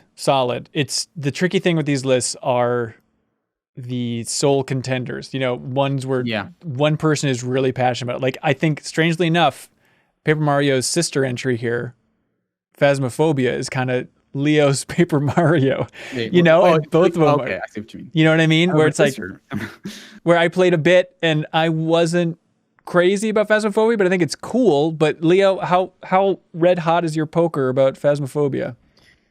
I love it, but I don't need to see it on this list. Oh my God. All right. I think it is so wonderful when a game like that comes out that's like, oh, you can make a game about this. Where you're four people using these tools to like solve a little mystery. And it's not a wave-based shooter. You're like communicating. It's a really interesting game, and it will be on my top 10 for sure. But yeah, and it's amazing that it has the legs that it has. You know, it seems like, okay, it's a cool idea, but are you really going to keep playing this? And maybe it's just because every day I see friend of the show, JV Gwaltney, jump on to play more. But it's like, really? There's that much? Like, don't you just get the jump scares and move on? But it's amazing. The progression is surprisingly fun, like unlocking new difficulties and new tools, and the fact that you can lose your tools and have to like grind money back up to buy a new parabolic microphone or a new head-mounted camera. Surprisingly good progression is for like a game made by one person. Yeah. But I love playing it in VR. The main thing that'll get me to come back is like, hey, we've updated and there's 3 new houses to ghost hunt in now. Because I love just exploring the environments. Right. With friends. All right. Hey, Jenga works, everybody. I moved Spirit Fair up and took the spot of Phasmophobia because it seems like that's where your passion's lying, Leo. Yes. Okay. I love that. Notable. Let's see. How about this? What in the alley-oop section, which right now just, somewhat organized. We got Cyberpunk 2077, Demon's Souls, Persona 5 Royal, Resident Evil 3, Sackboy Big Adventure, Gears Tactics. Not Gear Tactics. Gears of Tactics. Yep, Gears of Tactics, Star of Renegades, and Phasmophobia. Destiny 2 Beyond Light. What is sacrilegious? Okay. Just sliding things around. Just sliding things around, Cyril. What's sacrilegious for not being up there? Does anything jump out for dear God, get that in the 210s? That's Cyberpunk. I know it's early and there's a lot of there's a cloud hanging over it because of all the news stories, totally justified. Yep. That a lot of people are upset with it, but I feel like there's a pretty big team here of people who are really enjoying their time with it. It's weird though, because I am enjoying my time with it, but I wouldn't fight for it just because of its recency. Like having plenty of games on here I haven't finished and still feel fine talking about, but it's like Cyberpunk I'm not nearly done with my time with. Yeah, I think I'm on the it's a little too early, because I think there are things that I'm really enjoying about that game that I can definitely see okay, I'm enjoying this because I've only done it for 10 hours versus once I'm on hour 40 or whatever, I don't know how much I'm going to like this. And there are also a lot of narrative threads that I'm okay, I'm curious to see about where this is going, but they could totally just mess up a lot of the kind of the burning threads that they're, alluding to in my time with it. So, which is why which isn't to say that I hate it or anything. I'm pretty into it. I definitely want to see where it's going, but I guess I could totally see a version of this where it's yeah, it was in the top 20, but I don't know that I really like Cyberpunk by the end of it. So, and that's not me saying that there is something that I'm not talking about that I don't like about the game. I think I have my issues with it just narratively, but I think it's maybe a little too early to kind of judge it on that scale. I would love to see it for next year. Yes, next year, really? Definitely where I would see it. I would love to, I think more than something that was a larger effort, like the Game Awards, right? I think we can make a concerted effort to not forget this game next year. Right. It's also a case where by the time we talk about it again, could be a very different game. Yeah, it is technically not out on PlayStation 4. Yeah, we'll wait for the PS4 release. I mean, do we think it's just a thing of we should keep playing over the weekend, and then by next week's episode we'll have a better sense of where it's going to be? Or do you want to try and lock it in, or yay or nay it right now? I personally really would like to lock it in to be in the running for next year. Yeah, me too. Really? See, I don't know. I would like to play it this weekend. I mean, it is a 2020 game. It's a 150-hour game that released 40 hours ago, It's just I have trouble justifying it. Yeah. Also, it's not that long, right? If we want to get down. I mean, it's semantics at this point, but it's right. Yeah, I don't know that everyone trying to rush through in order to finish, I will have they won't feel any differently Monday for sure than I do today. Yeah. Okay. Hey, Hanson, we got special guest. Special guest Ana Diaz. I'm so sorry. Roche made me late. Oh, you can't leave on it. Okay, Ana, it's so great for you to be here. Do you have the link to see what we're working with? Yeah, I'm looking at it right now. Yeah. Okay, perfect. Ana, thank you for being here. Thank you for being the law of the land. I'm glad you swung in to now upend this list and tell us everything we've gotten wrong. Based on what you see, what stands out as the biggest Holy Mother of God, what are they doing mistakes so far? Well, I'd like to have at least Among Us as a honorable mention. I'm sure this might have come up. I know that I'm the only one out of the MinnMax crew that will really go to bat for that game, and it's fine. But even on the lower list, I would appreciate a nod. So here's the nod we gave earlier in the show of not a 2020 game, but for your personal list of your favorite games for 2020? Yeah, I can Game put on. It's Game cool, on. Yeah. Okay. But we're trying to be militant about early access release or full release in 2020 for the list. Mm-hmm. Which is another reason why I think Cyberpunk should be considered. I wouldn't call that a full release, though. Yeah, the early access-ish release is this year. So the debate, is whether or not we save Cyberpunk for next year. I just feel like there's no universe where we're going to care or remember to have that discussion next year. I think we then can. it didn't deserve it. I I think that's the whole point for me. Yeah. Fair point. Okay, even after I'm still on the consider for this year side of the fence, but Leo does make a solid I think point. consider for this year too. But you're saying even by next week's episode, Leo, you just don't think you'll have played enough to get a rough 3 idea. days from now? Well, yeah. No. And the whole point of doing it this way is to play other games too, which I will try to do this weekend instead of Cyberpunk. I just think it's like... I don't think we have a reason to rush it. Yeah. I don't get why we need to do it now when none of us could have possibly finished it. Okay. All right. Cyberpunk, we hardly knew ye. See ya. And again, I doing- love it, and it'll probably be on my top 10 next year. We're doing deepest dive on it though. Yeah. Is it not deep enough? That's the thing. sorry, I didn't we are hear. still in the Our midst of friends- making that. Sorry. That was kind of the whole thing. But It's deeper over time. That's right. I forgot about how that works. it can only It get better starts with age. The game. It starts as a shallow dive, first episode, second dive, slightly deeper, third dive. That's when it's the deepest dive. Submerged. Yeah. Drowning. Anna, Yeah. you are the hero of the people when it comes to a certain game that is also debatable. Persona 5 Royal. Yeah. How do you feel about that this year? Yeah, I mean, I think like it's personally like going to be on my top 10 list. It is a really great RPG. Like, I mean, I personally would like to see it up higher on a list, but to be honest, like there are some other like, you know, if I'm going to use my sort of excitement as a currency here, Yeah, that's all we got. I would actually use it to bump Kentucky Route Zero up further. Yeah. Okay. But these are still loosey goosey. I feel like there's still a lot to work with there. Yeah, I think the goal of this particular discussion is to get that 20. And the 20. Okay. So if there's anything that you're looking at that bottom list, I think is where you should focus. Look at the bottom list. Is there anything that you think it would be a crime to not put on the... Or if there's anything that's not on the bottom list that we should have mentioned. Yeah. You happy to know Umurangi Generation is in there. Yeah, I saw. Oh, Crusader Kings 3 is really good. It's just I feel like I haven't spent enough time with it. Yep. Which is it's a bummer.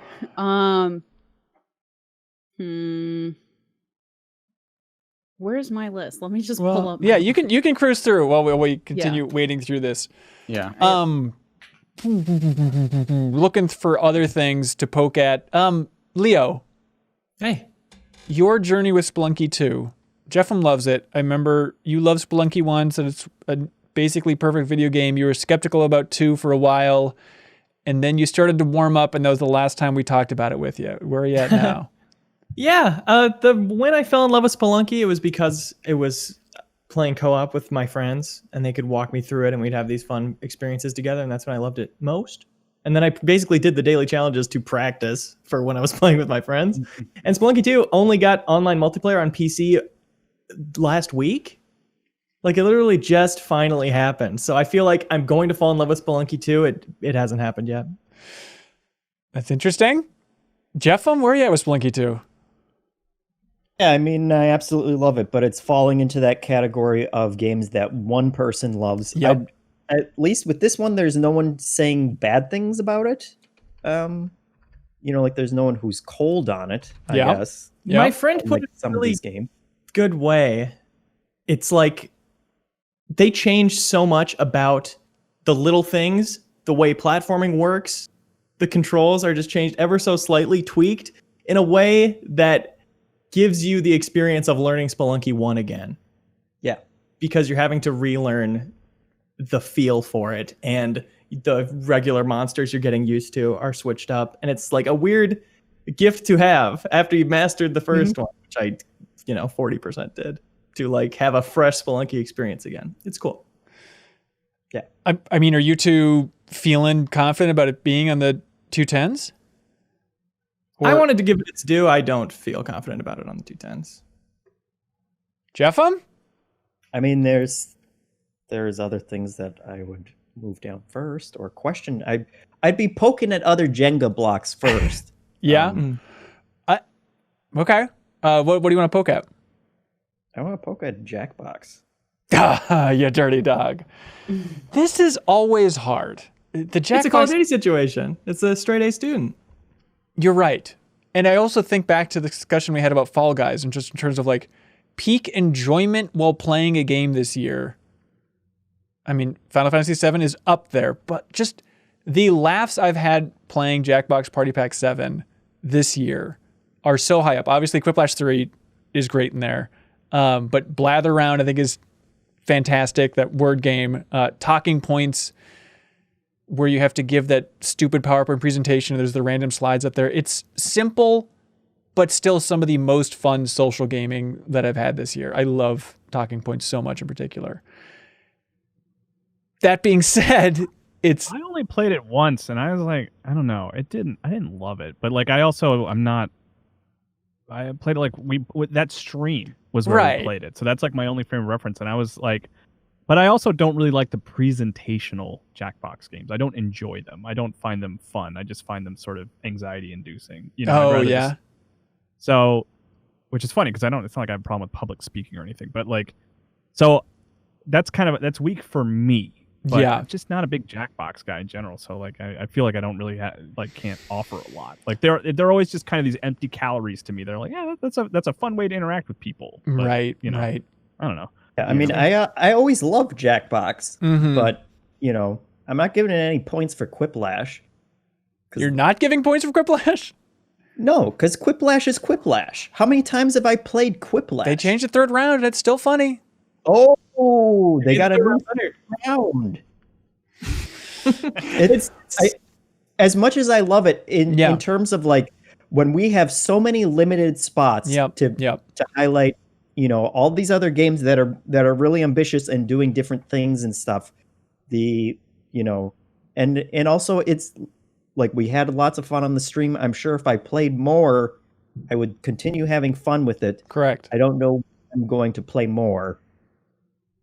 I also have thoughts on Quiplash. Yeah. Because actually, after recording our last episode, my plans were to play some Jackbox with friends, and we played Quiplash. And something that I realized is like that was like the third time I played Quiplash. I played Quiplash 1, Quiplash 2. Haven't played as much as Quiplash 3, but like it made me realize that Quiplash in general is just like it plays this game of like, oh, like we're funny because we're like edgy and raunchy and people have fun with it. Like they definitely try and like play in those kinds of jokes. And to me, that's Family just Feud like, style. Yeah, or like Cards Against Humanity. And it's don't bring it down to that level, please. Please. It's not at that like if you have good people with you and they're like creative and fun, like it's good and fun. But it's definitely like I've played it with like parents and they're like, oh ho ho ho, like it's like about that. And to me, I was just like, oh, that's not as like entertainment value wise, I didn't find as much in that. Yeah. I will say that like one of the things that kind of strikes me now as I'm hearing people talk about it is it does feel like the ways that they're kind of maintaining their momentum, I think are good. But I almost feel like this is still, to me, it feels like it's one of the better packs for sure. But it like the amount, like I don't know that you would tell someone who's playing like, I have like a few of the other ones. Like, should I buy this one? It's just like, how much have you played of the other ones? If you already have those, like the fun, like the amount of fun you get out of it feels interchangeable to some degree. Where you like feels like this is for people who are kind of worn out on the other ones, and like I almost feel like for a lot of people, it would be more transformative for that experience to have to play with a new set of people than it would be to play a new game with the same set of people. Because a lot of those strategies, like what Anna was getting at, was that like there are ways that like, okay, yeah, we made one joke. Like I have a really clever callback to this joke that we made either this round or the other ones. Sure. Or like a previous play experience that still apply here. So I feel like a lot of the best moments of that game, of those games, I still feel like they just get all transplanted here. And I don't know that like as clever as I think these games are, I don't know that they rise above like that kind of level of like, oh, this is an experience I haven't had before. Because I still feel like on a higher level, I'm still kind of playing the same game. I hear you. Leo, is Jackbox Party Pack 7 making the 210s? I don't think so. I do love it, and I do want to say for a Jackbox game, it is like pretty much all hits. Like, it is 5 great games, which you can't say about all those packs, and they deserve credit for. But I'm not dying to have it on here. All right, it's down. Demon Souls bumped up. Let's not be rash. Leo, what do you see on this list that's outrageous? There's not much outrageous anymore. I think from down below, the one I would most like to see get represented is Gears Tactics. What's the Jenga piece you're poking at? Eye for an eye. Eye for an eye. I mean, I guess Paper Mario still. Mm-hmm. Let's poke that again. I feel like we could find 20 games that had a Poke more Paper Mario. bigger Anna's coming up in. groundswell, I guess. Okay. Yeah, it's boosh. It's funny. Yeah. I don't know. Did you play it, Anna? I played it a little bit, yeah. Okay. Yeah. And you're But not. I think we're probably in the same camp of like, I like it fine. Mm-hmm. Yeah. Well, it's like another long RPG, and like at the end of the day, I was like, in my limited amount of time, I would rather play Final Fantasy VII Remake than play, Paper Mario Origami King. All right, I'm sliding Gears Tactics up-ish. Serial, I know you love it. I know it's a good game. Kyle being on the little bit cooler end, and Anna I being on the solid end. Okay. How would you guys? I mean, this is really just me like making the save here, but like, how do you guys feel about Demon Souls? Because I would rather see that drop. Really? Oh, Yeah. great. Ooh. Because I don't think there's going to be any stronger. I have a much stronger argument for why I love Paper Mario than I do Demon Souls. So wow, and I feel like those are two games that I think are just me games that like, right. this is where I really put I'm much more passionate about Paper Mario than I am Demon Souls. Okay, not to fully derail that, but That said, there are a few other games that I would rather see drop, but I don't know that I win those fights. Yeah, there's a game that I. What's that? Said I kind of think they can both go. Interesting. There's a game I want to poke at, and it's not even bottom 10. I'm gonna poke at a top 10. Leo, a studio I love dearly. Fuser, you slipped in there fast. Yeah. I didn't even notice that there. Yeah, that was the thing that I saw. I was like, I don't want to be negative. Like, I don't want to come in. I would rather advocate for games that I do like than ones that I'm like, oh, that shouldn't be there. Right, but that right. definitely stuck out to me. I think it's a cool thing. Granted, I need to play more for sure. But I still prefer Drop Mix over this. It just feels like a lamer version of Drop Mix. This is a Harmonix game about, remixing, becoming a DJ, tons of awesome tools in there. Leo, do you want to lay out your passion and evolution of thoughts on Fuser here? Well, I don't think it's a lock for the top 10. That, just kind of happened. So I do want to say I think it's amazing. I think it is the quintessential, games have gone somewhere I didn't think they could. Even as a fan of Drop Mix. Yeah. It's like as you play through that game and as you receive more of the things it's handing to you, the playable instruments, the effects that you can do on single tracks or across the whole track, swapping out music on the beat, which it's interesting that you still prefer Drop Mix to it, because Fuser is you can make such better music than Drop Mix. Having the notification of when to drop it and stuff. Yeah, because you can pull up the timeline, see when the perfect pickup is for the track you're holding. And I think it's given me a sense of pride, as Todd Howard says, as only games can, that no other game gave me this year. Just I'm sitting and I've made this amazing track pretty much on accident while doing the campaign, and I'm just pausing to listen to it because oh man, it's amazing I could do this. Yeah, I thought that was a Will Wright quote about pride and guilt being the two emotions that only gamers can experience, or for the Well, medium. he probably got it from Todd Howard. Yeah, that's right. He copied all of his best ideas from Todd. Notorious plagiarist. Right. Just to start futzing, because we have this bottom 10 to deal with, if we had to move something else up to the top 10, what do we all think it would be? Kentucky Route Zero. Yeah. Okay. I think you're right. And let's let that sucker rest there for a little bit. And then just focus again on the bottom 10. I mean, Leo, are you... I mean, Fuser can go. Whoa! Really? I'm the only one who loved it.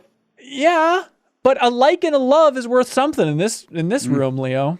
Hanson, just do what he asks. All right, Jackbox. Like, get it out of there. Leo, would you trade Fuser for Gears Tactics? Yes. Wow. Okay, there we go. Okay. I don't mean to be dismissive of Fuser, Leo. I it seems cool. It's a game that I want to have on this list for what that means, Leo. And it's not dead yet. You know, it's just taking a little break. It's just sitting down on the bench for a little bit. I have a Jenga piece I want to poke at. A game that I liked fine, but I'm trying to measure passion here. Immortals Phoenix Rising from Ubisoft. Who championed that one again? I really like that one too. Yeah. It's I mean, it's just fun. It gets you started with just though. Run around this big world. What's that? I said you started with just. Yeah, as a way, like, I don't know. Gotcha. God dang it. No, I mean, it's in a purist kind of way. You know what I mean? Like, it really gets you to the action quickly. You just run around and have a good time in this big open world. Solving lots of puzzles, and the combat was better than I thought it was. Yeah, I mean, I haven't finished it. I'm like 20 hours in or something, and I haven't even unlocked all the regions yet, and I'm just having a ball. Like, I really like Immortals a lot. I like it too. The person who has finished it and reviewed it has been silent this whole time. I don't know. Like I could see it going, but I think you'd have to give me something for it to go, just because like the games I'm looking on the other list I don't like as much, except with a few exceptions. But it's like, it's one of those things where it's like, if it stays on the list, I'm fine. If it goes, like I would need like some sort of trade, but we'll see. So I'm not crazy passionate about it. And like from what Kyle said, I feel like that game doesn't really get better the longer you go. Like those regions are more or less the same as the ones you've been to, except for like the last region, which I think is cool, but it's more of a set piece than an actual region. I mean, Jeff and Kyle, you're feeling passionate about it being on the 210s? Yeah, it'll be on my top 10. Yeah, for sure. It might be on mine too. Position. A Jenga piece I want to poke at again that's in the top 10 right now is another game that I like, Assassin's Creed Valhalla. Oh, I thought you were going to say Astro's Playroom. Oh, that's what I thought you were going to say, because I think that game's way too high on that list. It's certainly way too high. I mean, those are things I can debate. I feel passionate about Astro's Playroom being in the 210s, though. Yeah, I think it lands somewhere not to in change here. The conversation, but more so than Assassin's Creed. I like Astro's Playroom. Yeah. But Assassin's Creed, I have played 20 hours of it. I like it. I like it probably more than any other Assassin's Creed I've ever played.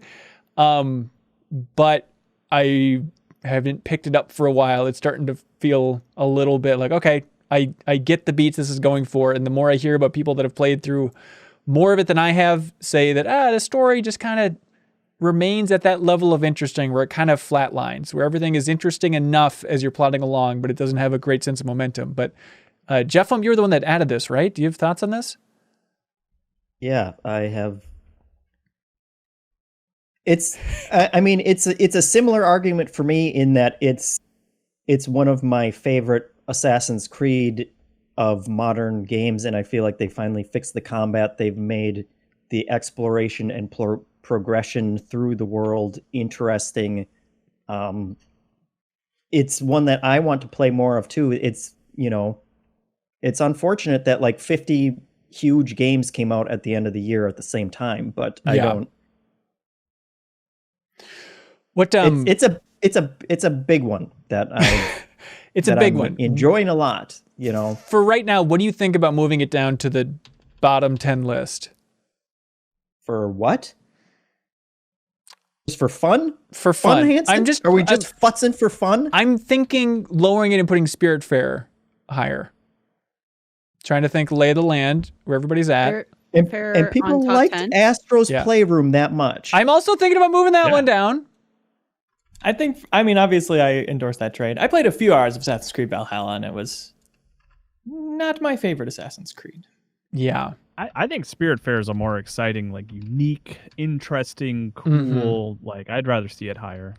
Okay. I like Valhalla. I'm gonna lower Astro and Valhalla to the bottom list. Let's move up Spiritfarer, and then I'm also going to just feeling the room move up Ori and the Will of the Wisps.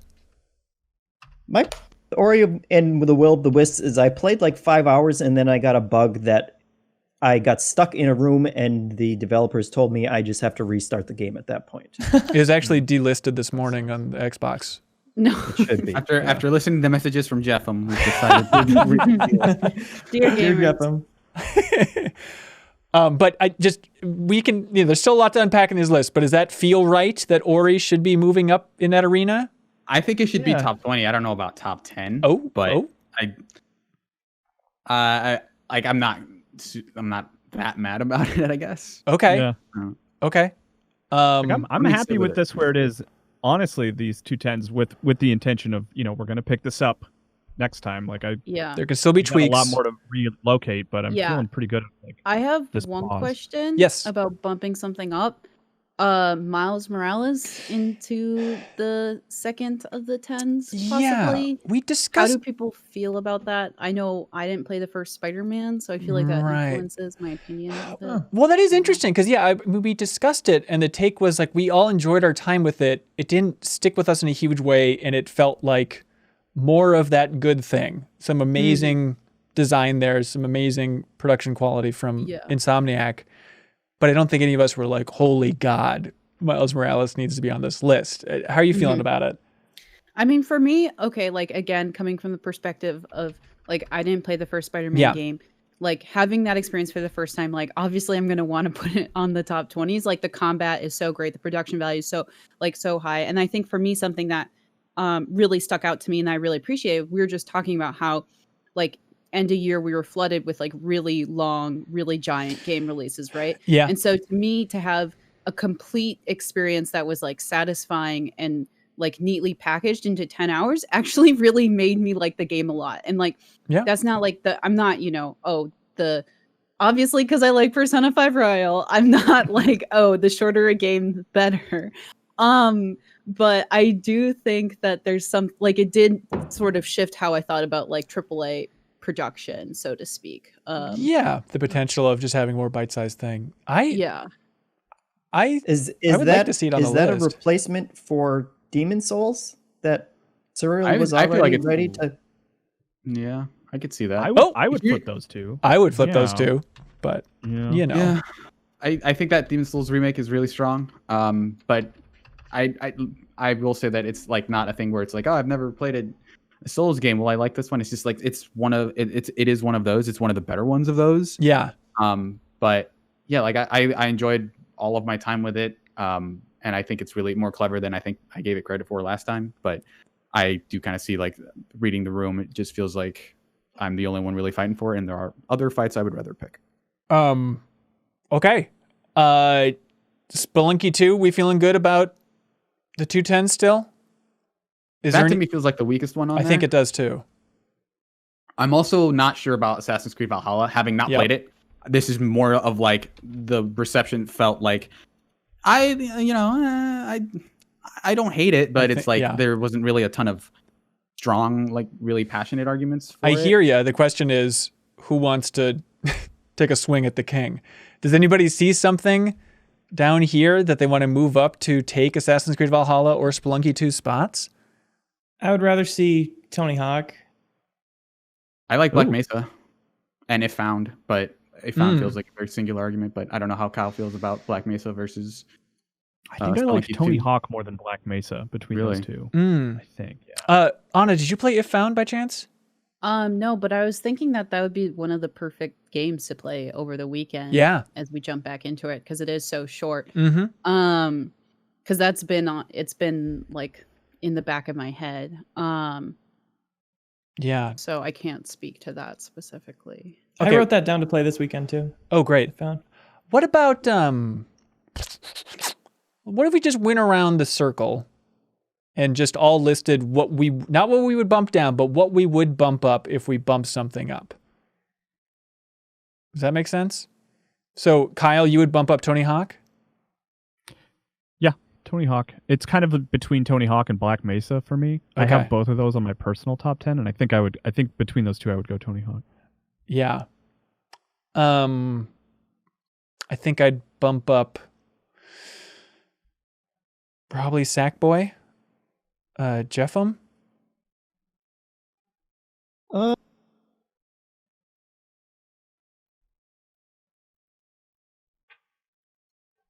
his head exploded. I would bump up Assassin's Creed Valhalla or Spelunky 2 if either of those get bumped down, I guess. Well, is where okay, I'm but at. there's nothing in the Oh, bottom. you're putting a that bump shield. Yes. A Okay. bump buffer. Okay. Serial, what are you bumping? If found, probably. Okay. Positive bump. Leo? Star Renegades. Anna?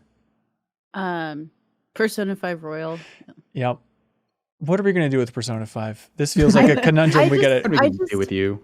I've sort of like, the thing is, I've been thinking about this. It's like, I really, really like that game, but I think that it is so specifically like tailored to my taste that I would like really struggle, because like there is an entire Pokemon component to it as well. Like a lot of people don't know that you're like catching spirits and you're also like negotiating with them, talking to them, figuring out like how they're feeling, stuff like that. Like it's really, I mean, to be fair, that's always been in the series. As far as I know. But Yeah. I'm trying to figure out. It is a really good version of a game that already came out. yeah. That's what I'm trying to figure out. I mean, did you play the original, or this is your first time with Persona 5 is with Royal? It's first time with Persona 5 is with Royal. Okay, gotcha. Okay. And Serial, I like- mean, I know you love Persona 5 too. Yeah, I really like that game. It is both daunting and kind of like it feels like my greatest shame that I haven't played through that game, but it is so hard to justify it.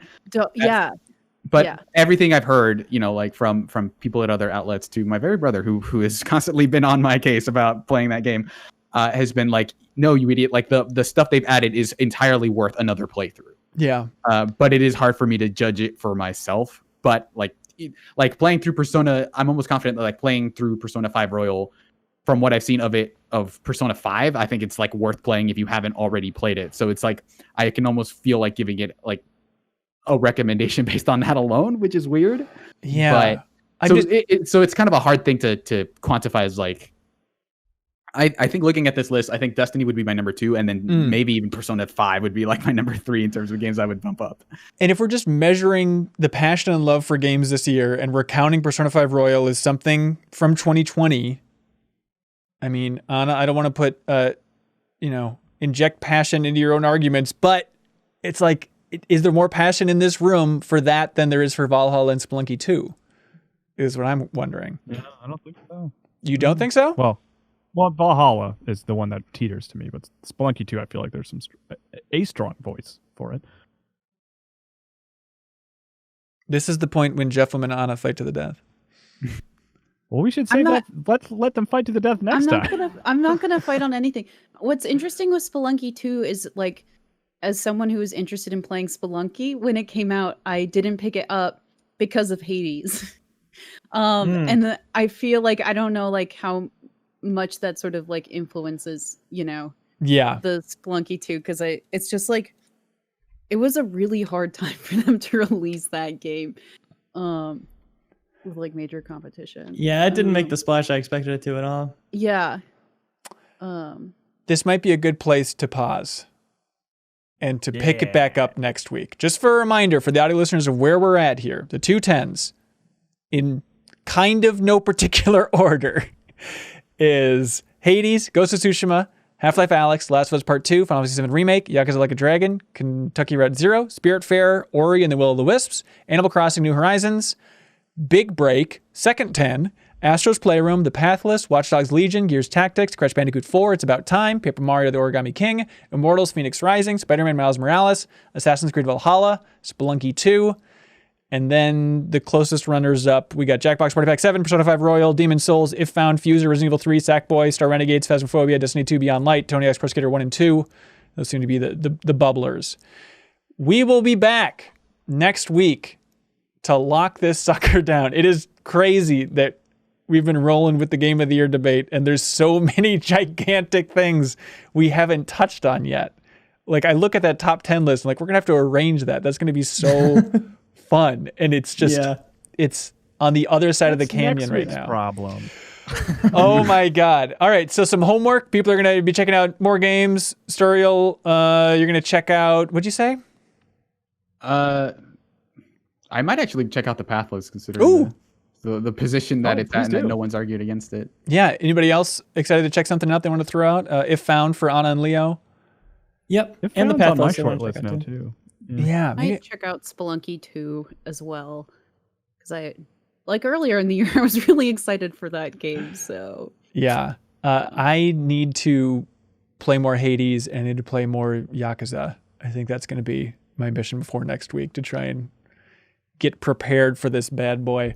But thank you so much for watching or listening. We appreciate it. You're looking for more content. Again, check out the deepest dive on Cyberpunk 2077 or anything else. We'll be back with a new episode of MinnMax, by the way, this Monday. So please look forward to that. Also, wanted to let everybody know, actually, that MinnMax, it's the end of the month. The last Sunday of every month, we have the call-in episode of MinnMax. So it's going to be on the 27th. So I guess that is this weekend. So Sunday, the 27th at 6 p.m. Central, if you're at the $20 tier, the MinnMax Council tier, you can call in and talk to me about whatever you'd like. Ask any question. You can talk about your favorite game of the year. You can explain what we've gotten wrong in the list so far. We're taking any and all calls from $20 supporters.